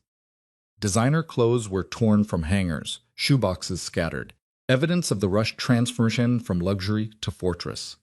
Alessandre shoved aside a rack of coats, revealing a steel panel with a biometric scanner. She grabbed Serena's wrist, pressing her palm to the reader. Nothing happened. Serena pressed harder, panic rising in her throat. She asked why it wasn't working. Alessandre swore viciously, pulling out her phone and typing rapidly. Damon must have reset the access protocols. He probably restricted it to his biometrics only after she arrived. A security measure to keep her safe from exactly this kind of situation. Serena's laugh was edged with hysteria, so they were locked out. The panic room she was supposed to hide in won't let her in. Behind them, something heavy slammed into the bedroom door. Once, twice. The wood splintered on the third impact, and Serena knew they had seconds at most before Vincent's men broke through. Alessandre pulled a second gun from her ankle holster, pressing it into Serena's shaking hands. She told her this was Plan B, to remember what she taught her. Point, breathe, squeeze. Don't pull the trigger. Squeeze it. Serena stared at the weapon, at the cold metal that represented the final line between her and death. She said she couldn't. She'd never killed anyone. Alessandre's voice was hard and certain. She told her she would today, because if she didn't, her son dies. She asked if she understood. They won't take prisoners. They won't show mercy. It's kill or be killed, and she needed to choose which one she was going to be. The door exploded inward. Two men in black tactical gear came through fast and low. Their weapons were sweeping the room with professional efficiency. Alessandre took the first one down with 2 shots to center mass, but the second got off a burst that caught her high in the shoulder and spun her around. Serena watched her fall. She watched the gun skitter across the floor. She watched the second attacker swing his weapon toward where she stood, frozen, her hand on her belly. Her mind was screaming at her to move, to run, to do something. The attacker's finger tightened on the trigger, and Serena raised her own gun and fired. The recoil surprised her, jerking her arms up and making her stumble backward. She didn't know if she had hit anything until the man staggered, red blooming across his tactical vest. It wasn't a kill shot. The armor had caught most of it, but it was enough to make him hesitate. To give her 3 precious seconds. She fired again and again and again, pulling the trigger until the gun clicked empty and the man was down. Blood was pooling beneath him on the expensive carpet. Alessandre's voice was strained with pain as she pushed herself upright, her left arm hanging useless. She said, "Good. Now reload. There's a spare magazine in your jacket pocket." Serena's hand shook so badly she almost dropped the gun, but muscle memory from Alessandre's training kicked in. Eject the spent magazine. Slam in the fresh one. Chamber around. Safety off. The mechanical sequence gave her something to focus on, besides the growing pool of blood, and the man's glassy eyes staring at nothing. She helped Alessandre to her feet, taking most of her weight, and asked if she could move. They needed to get back to Damien. Alessandre gestured toward the bedroom door where more footsteps were thundering closer. She said there was no chance. They'll have the hallway locked down. They'd stay here. They'd fight from a defensive position. They'd wait for. The explosion that rocked the building this time was massive, apocalyptic. Serena felt the floor tilt beneath her feet. She felt gravity shift sideways as something fundamental in the building's structure gave way. She grabbed for the door frame, her pregnant belly throwing off her balance, and then Alessandre was pulling her down as the ceiling started to rain plaster and debris. They huddled in the closet as the world tried to shake itself apart. Serena pressed her hands over her ears, squeezed her eyes shut, and prayed to anything that would listen that Damon was alive, that their son would survive, that this nightmare would end. The shaking stopped. The building settled with a groan of stressed metal and concrete. In the sudden silence, Serena could hear alarms wailing, water rushing from broken pipes, and the crackle of fire somewhere close. His name came out as barely a whisper. Damien. She pushed herself upright, ignoring Alessandre's weak protest, and stumbled toward the bedroom door. Serena, wait. But she was already through the door, stepping over bodies and debris. Her gun was held in a white-knuckled grip as she moved through the destruction that had been a luxury penthouse minutes ago. The living room was devastated. The windows were blown out completely. The furniture was overturned and burning. Bullet holes stitched patterns across the walls like violent constellations. And in the center of it all, Damien stood over Vincent's body. Serena's breath caught in her throat. Vincent was on his knees, blood streaming from a wound in his side. His expensive suit was torn and filthy. Damien had a gun pressed to the back of his cousin's head. His expression was colder than Serena had ever seen it. She moved closer, glass crunching under her shoes. She told him not to do it. Not like this. He didn't look at her. He didn't acknowledge her presence. His entire focus was on the man who had tried to destroy their lives. He asked Vincent to give him one reason why he shouldn't put a bullet in his skull right now. Vincent's voice was strained but defiant, because the council will never accept it. Kill him without their approval, and he'd be no better than a common murderer. They'll strip him of everything, his position, his territory, his legitimacy. He asked if that was what Damien wanted.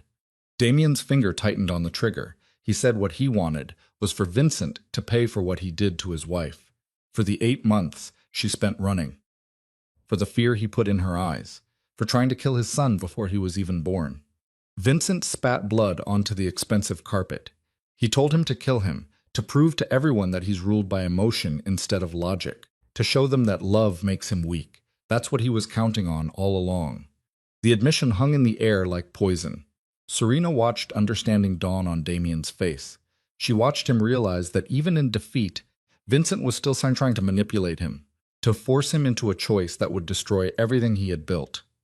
Damien's voice was soft, dangerous. He said Vincent wanted him to kill him, because dead, he'd become a martyr, a victim of a man who couldn't control his emotions. The council would have to investigate, to question his judgment, to wonder if he was stable enough to lead. Vincent managed a bloody smile. He finally figured it out. Took him long enough. Kill him, and he loses. Let him live, and he'll spend every day working to destroy him. Either way, he wins. Serena's voice cut through the standoff, clear and certain. No, he loses because he's wrong about one thing. She moved to stand beside Damien, her gun still in her hand. Her belly was carrying the proof of everything Vincent had tried to take from them. Love doesn't make him weak, it makes him stronger. Smart enough to know that killing him in anger would be exactly what he wants. Strategic enough to use him alive as evidence of his own betrayal. And ruthless enough to let him face the council, knowing they'll hand down a sentence worse than any quick death Damien could give him. Vincent's smile faltered. For the first time since Serena had entered the room, she saw real fear flicker across his face. Marco appeared from the stairwell, his radio crackling with voices. He said the council was already on their way. Alessandre's father called them the minute the attack started. They were going to want answers and witnesses. Damien finally looked at Serena, and in his eyes she saw exhaustion, relief, and love so profound it made her chest ache. He told Marco to let them have both. Get him up, secure him. He wanted him alive for what comes next. Marco moved to comply, hauling Vincent to his feet with efficiency born of long practice. Other men appeared from the shadows. Damien's forces, battered but alive, moving with the grim purpose of soldiers who had survived combat. Tomas materialized at her elbow, his expression concerned. He told her she was bleeding. They needed to get her medical attention. Serena looked down and realized he was right.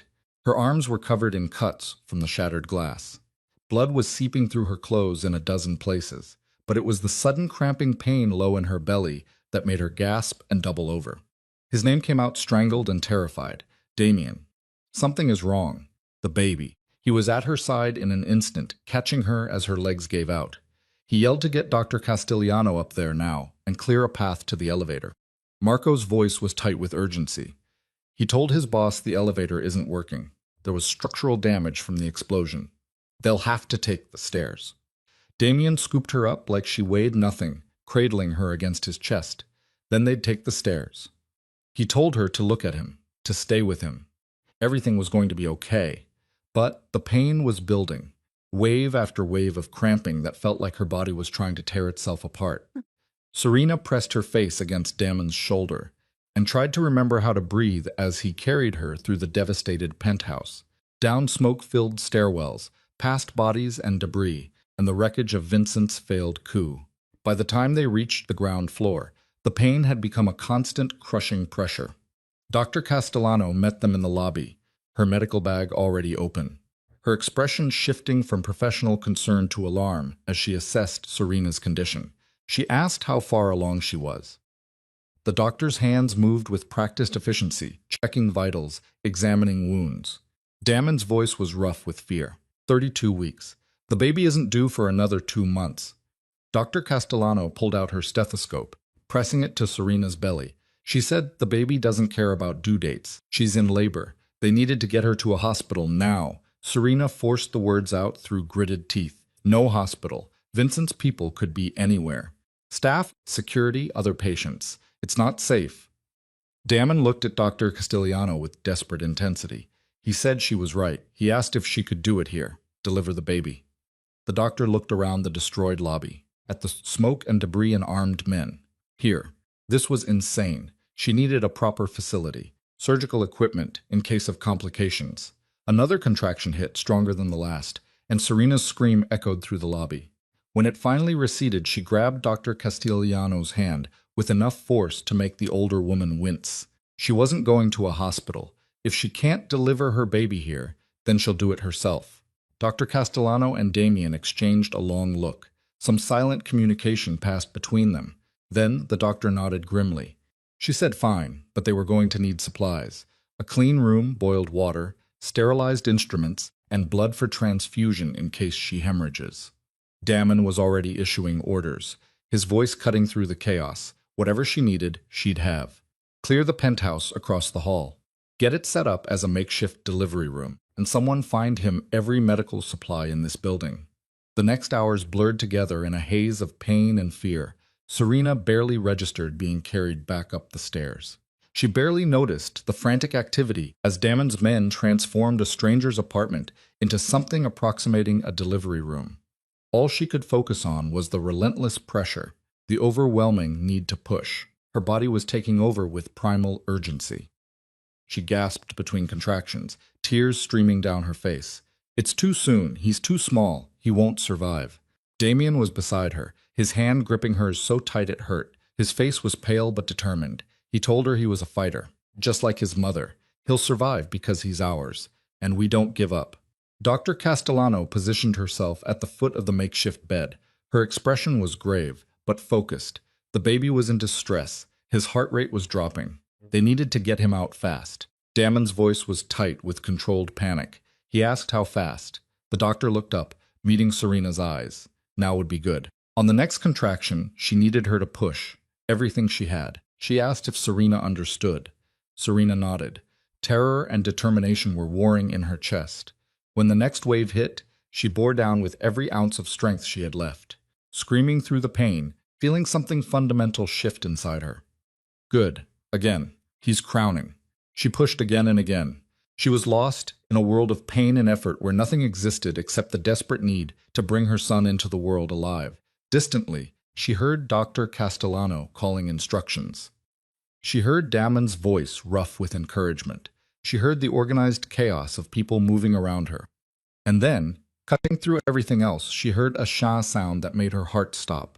A baby's cry. It was thin, reedy, furious at being forced into the cold world 2 months too early. But it was alive.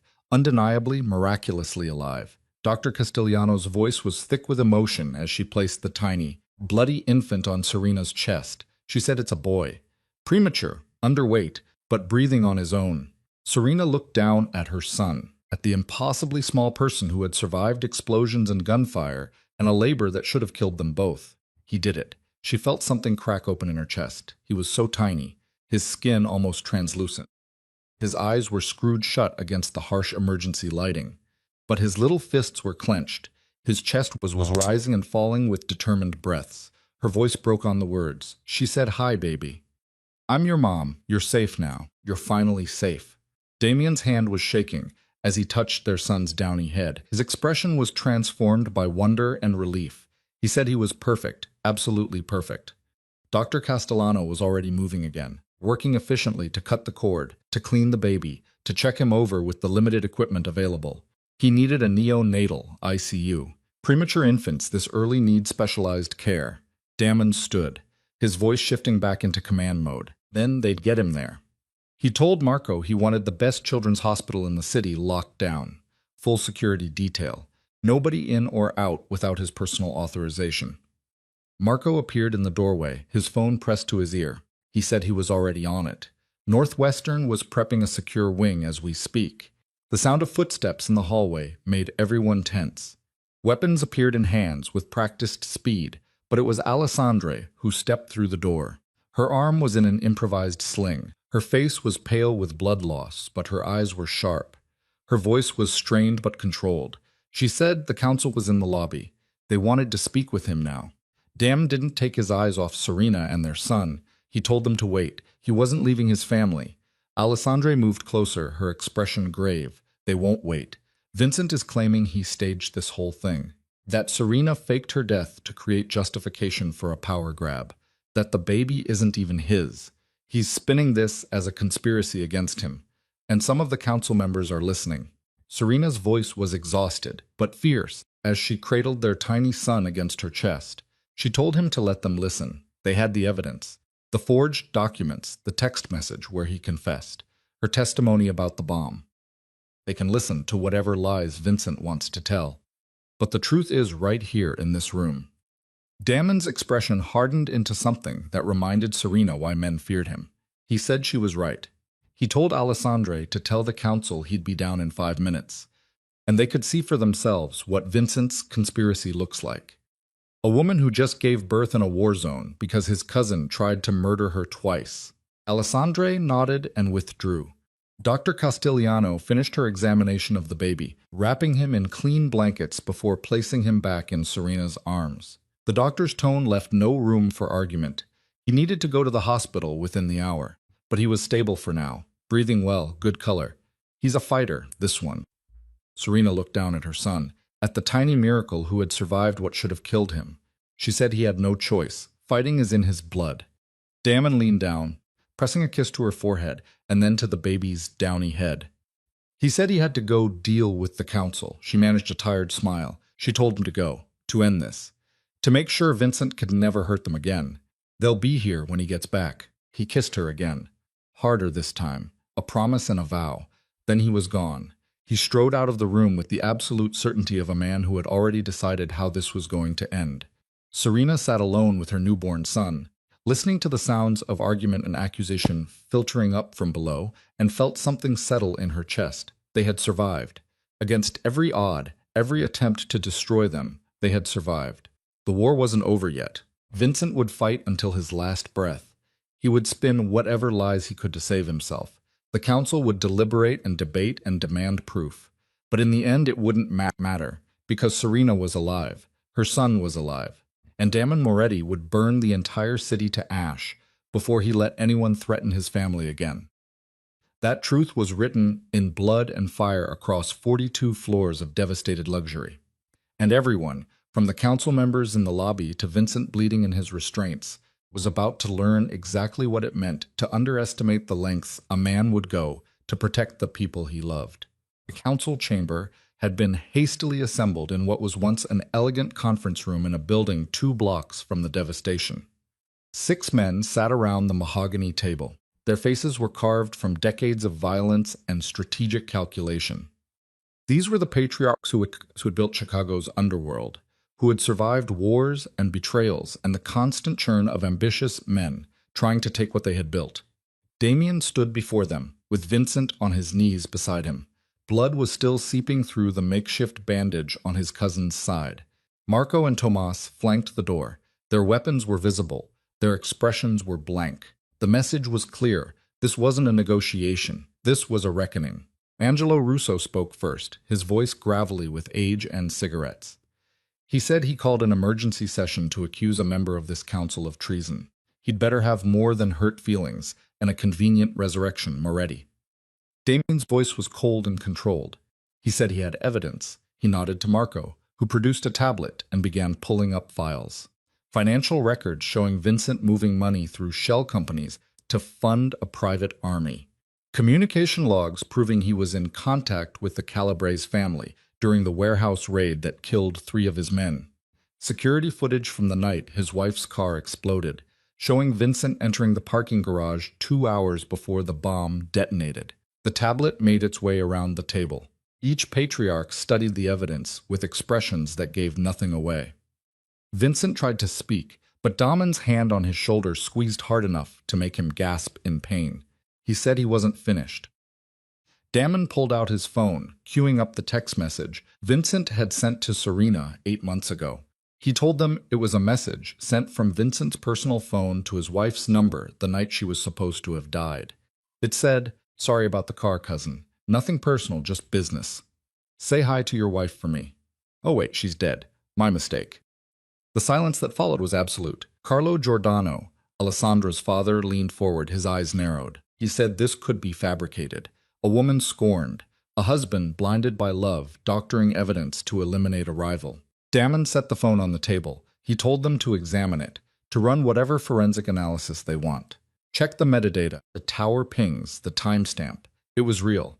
Just like the bomb was real. Just like my wife spending 8 months in hiding was real. Just like the assault on his building tonight that killed 6 of his men and put his newborn son in the neonatal ICU was real. Russo's eyebrows rose fractionally.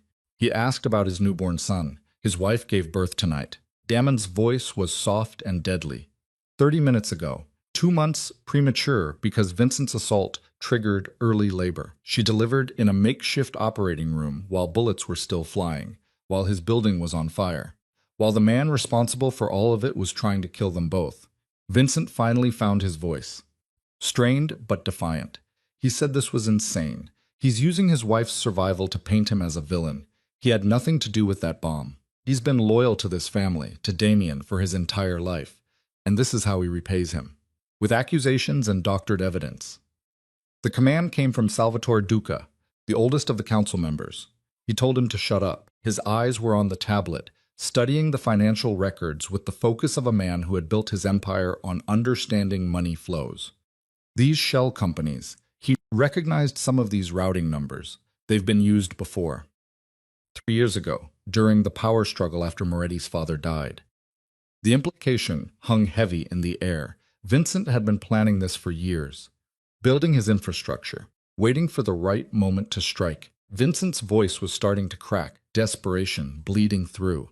He said, "That doesn't prove anything. Money gets moved around all the time. It's how they operate. You can't execute a man based on financial speculation." Damien pulled out another phone. This one they seized when they had captured him. He said no, but they can execute him based on his own words. He told Marco to play the recording. Marco tapped the screen and Vincent's voice filled the room. It was a conversation from 2 weeks ago captured by surveillance equipment that had been running in Damien's office without Vincent's knowledge. The cousin's voice was clear, unmistakable. He spoke to someone on a burner phone. He said the Moretti marriage was always going to be the weak point. Serena made him soft. She made him think love was more important than power. Getting rid of her was supposed to break him, make him vulnerable enough to push aside. But the bastard is stronger than he thought. So they'll have to accelerate the timeline. The Gordono alliance gives them the opening they need. Once he's married to Alessandre, once the families are merged, they'll make their move. Take him out, blame it on rival factions, and he'd step in to maintain stability.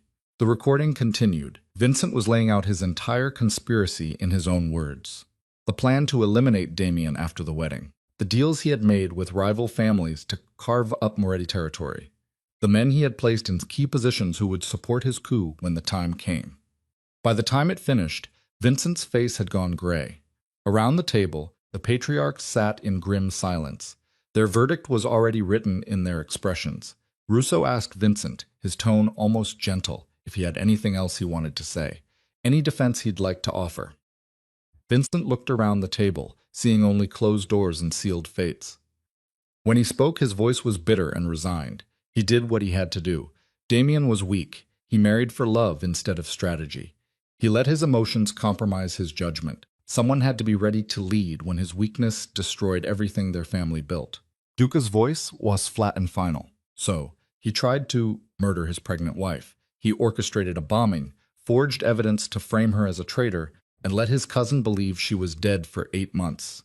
Then, when she survived and exposed his conspiracy, he launched a military assault on a residential building, killing civilians and putting a newborn child at risk. Vincent's composure finally shattered completely. He was protecting the family. Someone had to make the hard choices. Someone had to be willing to do what was necessary. Jardo repeated the words slowly, his gaze cold. What was necessary? Tell me, Vincent, when you planted that bomb under Serena Moretti's car, did you know she was pregnant? The question landed like a bomb of its own. Vincent's mouth opened, closed, opened again. He said he didn't, she wasn't showing yet. He couldn't have known. Damon's voice cut through Vincent's, stammering like a blade. But he suspected. He had seen them together, seen the way she was careful with wine at dinners, the way she glowed. He knew or suspected, and he planted the bomb anyway. He tried to kill his wife and his unborn son because they made him weak. Russo stood, his decision already made. The council will now vote. All those in favor of finding Vincent Moretti guilty of treason against this family, attempted murder of a made man's wife, and conspiracy to overthrow legitimate leadership, signify by raising your hand. 6 hands rose. Not a single dissenting vote. The verdict was unanimous. Russo's words carried the weight of execution. Vincent Moretti, you are hereby stripped of all rank, all protection, and all rights within this organization. Your assets are forfeit. Your men are released from their oaths to you, and your life is given over to Damien Moretti to dispense justice as he sees fit. Vincent started to speak, to beg, to make promises. But Damien was already hauling him to his feet, dragging him toward the door. The cousin struggled weakly, his wound sapping his strength. But Damien's grip was iron. Alessandre's voice stopped them at the threshold. She told them to wait. She stood in the doorway, her arm still in its sling. Her face was pale, but her eyes were hard. Before you kill him, there's something he needs to see.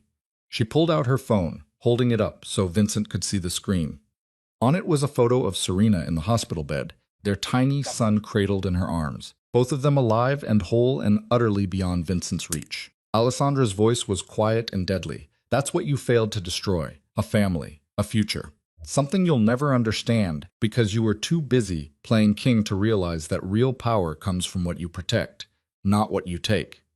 Vincent stared at the photo, and something in his expression crumbled. Not remorse. Men like him were incapable of true remorse. But the devastating realization that he had lost, that all his planning and scheming and violence had accomplished nothing except his own destruction. Damon shoved Vincent toward Marco and Tomas. He told them to take him.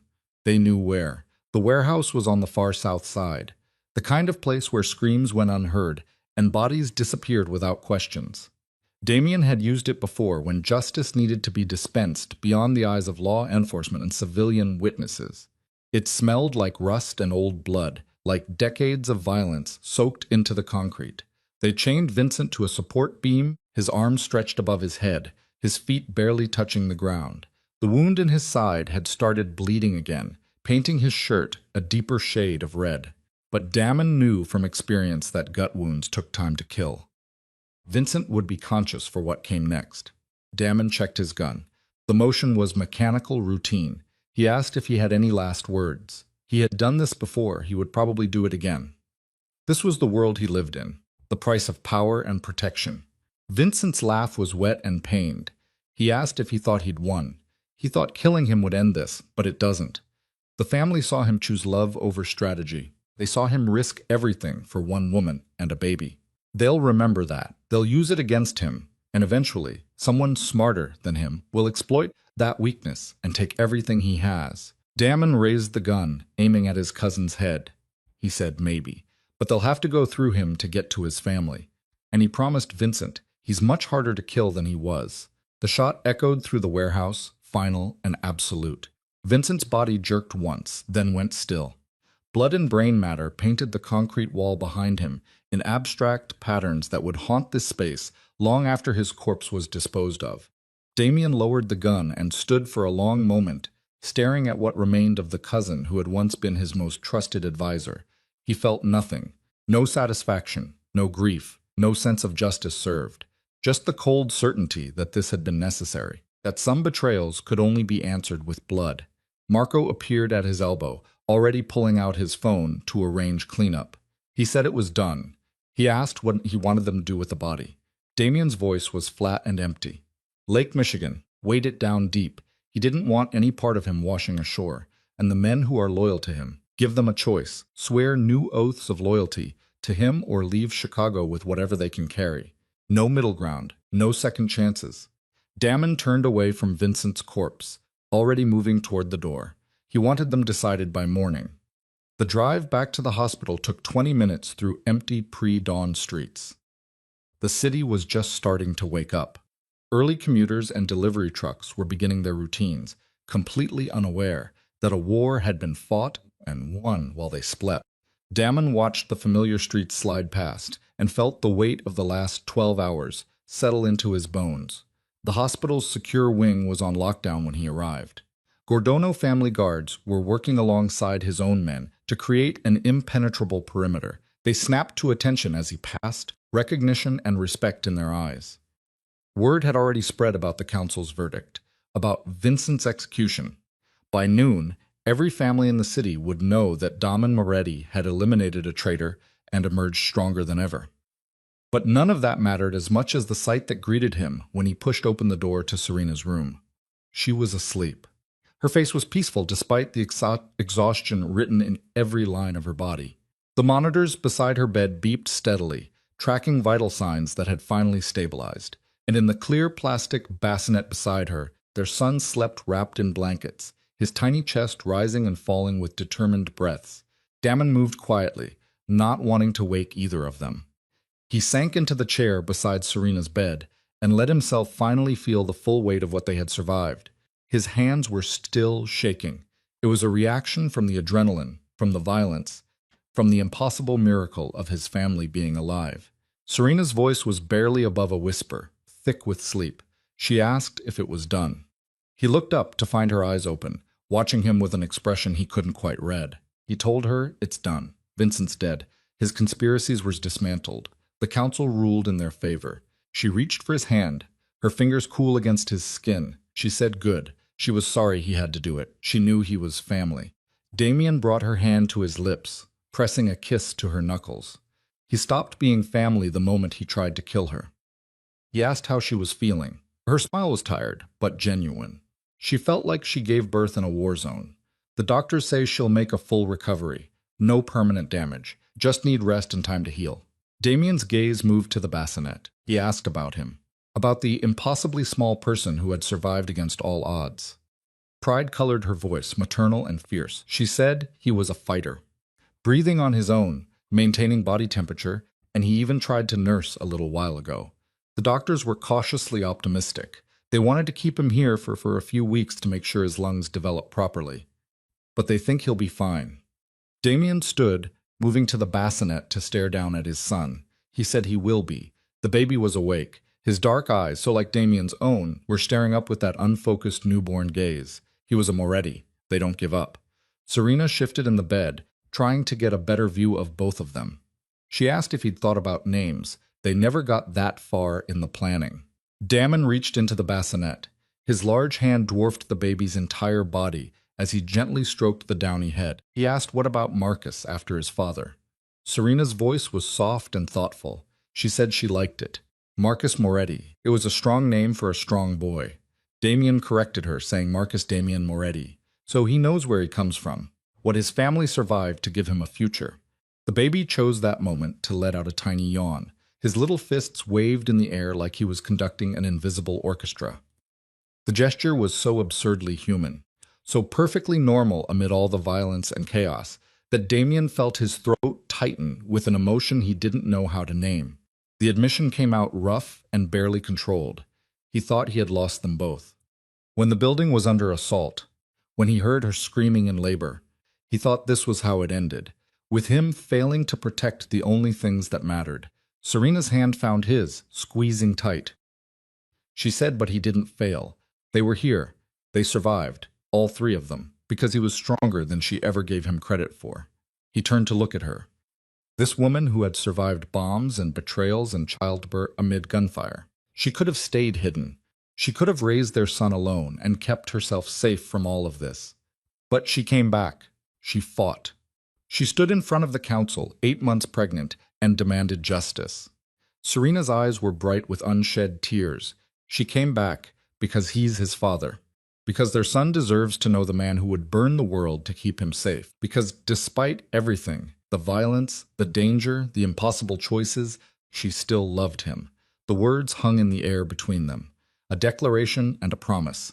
Damon leaned down, pressing his forehead to hers, breathing in the scent of hospital soap, and underneath it the familiar warmth that was purely Serena. He said it quietly, a vow meant only for her. He loved her too. He never stopped. Not for a single second of those 8 months. And he swore to her, on everything he was, Vincent was the last person who will ever threaten their family. A soft knock on the door interrupted the moment. Alessandre stood in the doorway, her arm still in its sling, but her expression was lighter than Damien had seen it in months. She apologized for interrupting. She moved into the room with careful steps. Her gaze moved from Serena to the baby and back.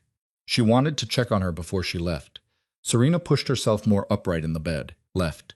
Where was she going? Alessandre's smile was wry and knowing. Back to her father's house. Their engagement was officially over as of this morning. The council witnessed it and made it legitimate. She was free to reclaim her position as Damien's wife without any political complications. Serena said it carefully, watching the other woman's face for signs of hurt or anger. She was sorry. She knew this wasn't what she signed up for. Alessandre moved to the bassinet, looking down at Marcus, with an expression that might have been longing. Actually, it was exactly what she signed up for. She wanted an alliance with a man strong enough to hold his territory and smart enough to value loyalty. Damien proved he's both. The fact that his loyalty is to her instead of to her doesn't change the strategic value of their families working together. Damien asked, his hand still holding Serena's, what happens now with the Gordono alliance? Alessandre turned to face them both, her business face firmly in place. Now they'd formalize it properly. Not through marriage, but through mutual interests. The Gordonos would help secure his northern territory. He'd help them with their shipping operations through the port. They'd share intelligence, coordinate on threats to both families, and build something stronger than what a wedding could have given them. A real partnership. Damon studied her carefully. He said it would be built in respect instead of obligation. Alessandre pulled an envelope from her jacket, setting it on the bedside table. Exactly. That was the formal proposal. Look it over when they have time, no rush. Their priority right now should be their family. She moved toward the door, then paused, looking back at Serena with an expression that might have been respect. She said for what it's worth, she was right. Love doesn't make him weak, it makes him terrifying. She'd never seen Damien as focused, as ruthless, as absolutely unstoppable as he was tonight. All because she and that baby were in danger. Serena's voice was quiet but genuine. She said thank you, for her help, for the evidence she gathered, for standing with them when she didn't have to. Alessandre's smile was sharp and satisfied. She told them to thank each other. She just provided the ammunition. They too won the war. She left without another word, her footsteps fading down the hallway. The next passed in a blur of hospital visits and recovery. Marcus grew stronger each day, gaining weight and lung capacity. He proved the doctor's cautious optimism correct. Serena healed. The cuts and bruises faded. Her body slowly returned to something approaching normal after the trauma of premature labor. And Damon rebuilt. The penthouse was a total loss. But he secured a new property. A brownstone in a quieter neighborhood with good security and room for a nursery. He restructured his organization. He promoted men who had proven loyal during Vincent's assault. He eliminated weak points that the conspiracy had exposed. The council watched it all with approval. Damien's handling of the Vincent situation had proven he could be both strategic and ruthless, that his love for his family enhanced rather than compromised his leadership. The other patriarchs began treating him with new respect. They acknowledged him as an equal rather than a young upstart still proving himself. On a cold December morning, 6 weeks after Marcus' birth, Serena stood in the nursery of their new home and watched her son sleep in his crib. He had grown from the impossibly tiny infant in the neonatal ICU to a healthy baby who had been cleared to come home just yesterday. His dark hair was starting to thicken. His features were beginning to show hints of both his parents. Damon appeared in the doorway, already dressed in one of his perfectly tailored suits. He was preparing for a meeting with the Gordono family to finalize their new alliance. He asked if she was ready for his first real day home. Serena turned to face him, feeling the weight of everything they had survived settle into something like peace. She said, as ready as she'll ever be. It's strange. 6 months ago, she was serving coffee in a diner and sleeping with a knife under her pillow. Now she was here, back in his world, raising their son in a house surrounded by armed guards. Damon moved into the room, his expression serious. He asked if that was what she wanted. Because if it's not, if she'd rather have something different, they could make that happen. He could step back, hand operational control to Marco, move them somewhere quiet where Marcus can grow up without all of this. Serena studied him. This man who would genuinely walk away from everything he had built if she asked. The offer was real. She could see it in his eyes, in the set of his shoulders. He would do it. He would sacrifice his empire for her comfort. She said it firmly and certainly. No, this is their life, their world. She wasn't running from it anymore. She wasn't hiding or pretending to be someone she's not.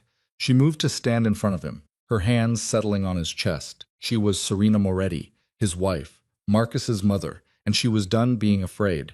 His hands came up to frame her face, searching her expression. He asked if she was sure, because this world is brutal and dangerous. It will try to hurt her again. Different enemies, different threats, but always something. She covered his hands with hers, holding his gaze. She knew, but she also knew that he'd fight for them, that he'd do whatever it takes to keep them safe. And that's enough. That's everything. He kissed her then, deep and thorough, a claiming and a promise wrapped into one gesture. When they finally broke apart, both slightly breathless, Marcus let out a small cry from his crib. Not distressed, just announcing his presence. Serena smiled, moving to pick up the baby. She said his son was awake. He'll want to eat before he leaves. She settled into the rocking chair by the window. Marcus latched on with the determined focus he brought to everything, while Damien stood watch. The morning sunlight painted everything in shades of gold. It transformed the armed guards visible through the window into something almost artistic. Damon said it casually, but Serena heard the weight behind the words. He talked to the Gordanos yesterday. They wanted to establish a foundation. Legitimate businesses that help families who have been affected by violence. Women's shelters, legal aid, job training programs. Serena looked up from Marcus, her expression curious. She said that's surprisingly altruistic for a mafia family. Damien's smile was slight but genuine. Alessandre's idea, actually. She thinks their world needs to evolve, that they can maintain power without leaving quite so much collateral damage. The foundation would be a step in that direction. Serena shifted Marcus to her other side, watching Damien's face carefully. She asked what he thought. He moved to the window, looking out over the city that had tried so hard to destroy them. He thought she might be right. They can't change what they are. They can't pretend the violence and power plays don't exist. But maybe they can build something good alongside the darkness. Give back to the communities they operate in instead of just taking from them. Serena said it as fact, not a question. He wanted to run it. She could see it in the set of his shoulders, the thoughtful expression, the foundation. He wanted to be part of making it real. He turned to face her fully, with her. He wanted them to build it together. To show Marcus that power can be used for something other than destruction. That his parents fought and survived so they could create something worth protecting. The image he painted took Serena's breath away. Not a future of hiding and fear, but one of purpose and transformation. Using the empire Damien had built to help people like her, women who had been caught in the crossfire, families torn apart by violence, children who needed protection from the darkness that men like Vincent represented. She said it simply, feeling pieces click into place. Yes, let's do it. Let's build something beautiful out of all this ugliness. Marcus finished eating and let out a satisfied burp that made both his parents laugh. Damon took him. He cradled the tiny body with a gentleness that contrasted sharply with the violence those same hands had dealt just weeks ago. He walked to the window, holding his son up to see the city spread out below them. He spoke quietly, his voice meant for Marcus, even though the baby was too young to understand. He said this was his legacy, not the violence, not the empire or the territory or the power plays. This, his mother's strength, the family they fought to keep intact, the good they were going to build because they survived when they should have died. Serena joined them at the window, her arm wrapping around Damien's waist. The three of them were framed in golden light. Below them, the city continued its eternal rhythm, unaware that the family standing in this window had reshaped its underworld, that a woman had survived assassination and childbirth amid gunfire, that a baby born 2 months too early in a war zone had become the catalyst for transformation. 5 years later, Serena stood in the same nursery, now converted to a bedroom for a rambunctious 5-year-old, and watched Marcus play with his toy cars on the floor, or he had grown into a beautiful child, all dark curls and serious eyes. With his father's stubborn determination and his mother's quick mind, he crashed 2 cars together with sound effects that would have made a Hollywood sound artist proud. He told his mama to watch. That's the bad guys, and this one is Papa coming to stop them. Serena smiled, settling onto the floor beside him. She told him it was very dramatic. She asked if he had a good day at school. He said, "Uh-huh." They learned about helping people. Miss Sarah said that's what heroes do. They help people who can't help themselves. He looked up at her with those impossibly earnest eyes. He asked if Papa's a hero because he helps people. Serena thought about how to answer that, how to explain to a 5-year-old that his father operated in shades of gray that defied simple hero narratives. That Damien ran an empire built on violence and power, but also funded shelters and legal aid programs.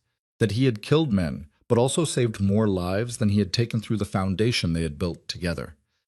She settled on that, knowing there would be years of more detailed explanations ahead. She said his papa is a complicated man who tries very hard to do the right thing. He protects their family and helps people who need it. That's what's important. Marcus accepted this with the easy logic of childhood. He asked if he could have a snack. Serena gestured toward the kitchen, where their housekeeper was preparing dinner. She told him to ask Rosa and to wash his hands first. He scrambled up and ran toward the kitchen, leaving Serena alone with her thoughts. The house was quieter now than it had been in those first weeks. The armed guards were less visible, the security more subtle. They still lived with protection. They always would. But it no longer felt like a fortress. It felt like a home. Footsteps on the stairs announced Damon's arrival. He appeared in the doorway, still wearing his suit from the office. But his tie was loosened, and his sleeves were rolled up. The signal that his workday was officially over. Serena stood, moving into his arms, with the ease of long practice. She asked how the board meeting was. He pressed a kiss to her temple, his hands settling at her waist. He said it was productive. The foundation is expanding into 3 new cities next quarter. They were making a real difference.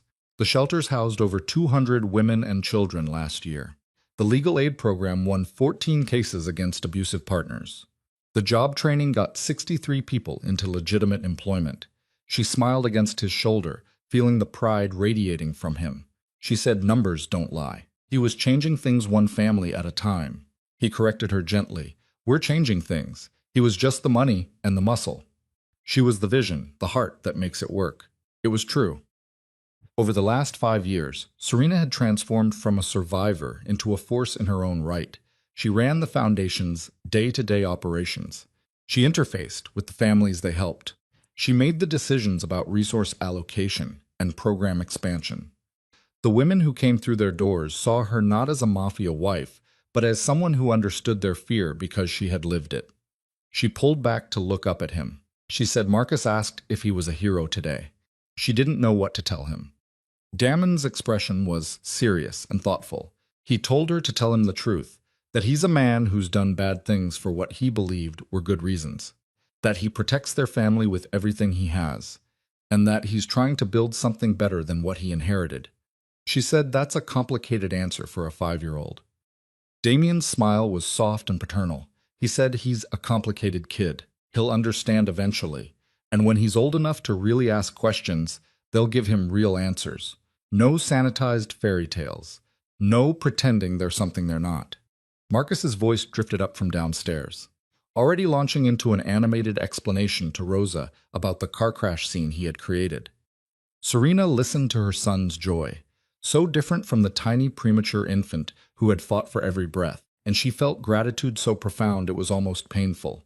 She said it quietly, a statement of fact and wonder. They did it. They survived. They built this. They were actually happy. Damien's arms tightened around her. He said they were, and they were going to stay that way. Because he learned something from Vincent's betrayal.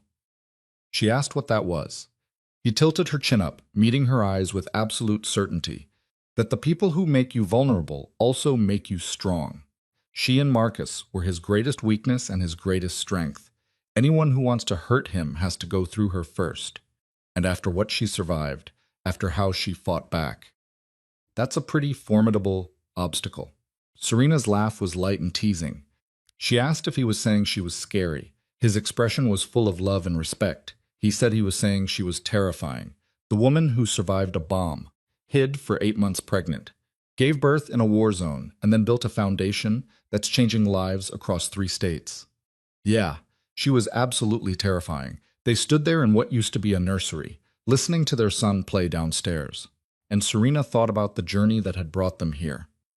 The betrayal and violence, the fear and pain, the impossible choices and devastating losses, but also the love that had survived it all, the family they had fought to protect, the future they were building from the ashes of Vincent's conspiracy. The woman who had worked in that diner was gone. She was buried under 8 months of survival and 5 years of transformation. In her place stood someone harder, stronger, forged in fire and blood into something unbreakable. She was Serena Moretti, wife, mother, survivor, an architect of her own destiny. And standing beside Damien in their home, with their son's laughter echoing through the halls and the foundation they had built changing lives every day, she knew with absolute certainty that she would never be a victim again. This was her empire, too. It was built not on violence and fear, but on resilience and love and the unshakable determination to protect what mattered most. The city below their windows still held danger. It still operated in shades of gray that would never fully lighten, but it also held hope now, in the shelters bearing their name and the families they had helped, in the legacy they were creating for Marcus and whatever children might follow. The past was written in blood and fire. But the future. The future was theirs to shape, and Serena Moretti had survived too much. She had fought too hard, and she had built something too beautiful to let anyone take it away. As Damien kissed her forehead and Marcus called for them to come play, Serena smiled and felt the last ghost of fear release its hold. They had won, not just against Vincent, but against the darkness that had tried to consume them. They had taken their broken pieces and forged them into something stronger than what they had started with. And that, she thought, as she descended the stairs, hand in hand with her husband, was the only victory that truly mattered, not power or territory or revenge, but the simple, profound triumph of building a life worth protecting, of turning survival into something that looked remarkably like happiness. The story that had started in blood and betrayal ended here in a home filled with love, in a foundation built on second chances, in a family that had survived everything the world threw at them and emerged not just intact but transformed. Some stories end with vengeance, others with tragedy. But theirs ended with something far more powerful, with the promise that tomorrow would be better than yesterday, that their son would inherit not just an empire, but a legacy of resilience and purpose. And as the Chicago sunset painted their windows gold and Marcus's laughter filled the house, Serena knew that this was what she had been fighting for all along. Not just survival, but a future worth surviving for. They had made it against every odd, every enemy, every impossible obstacle. They had made it home.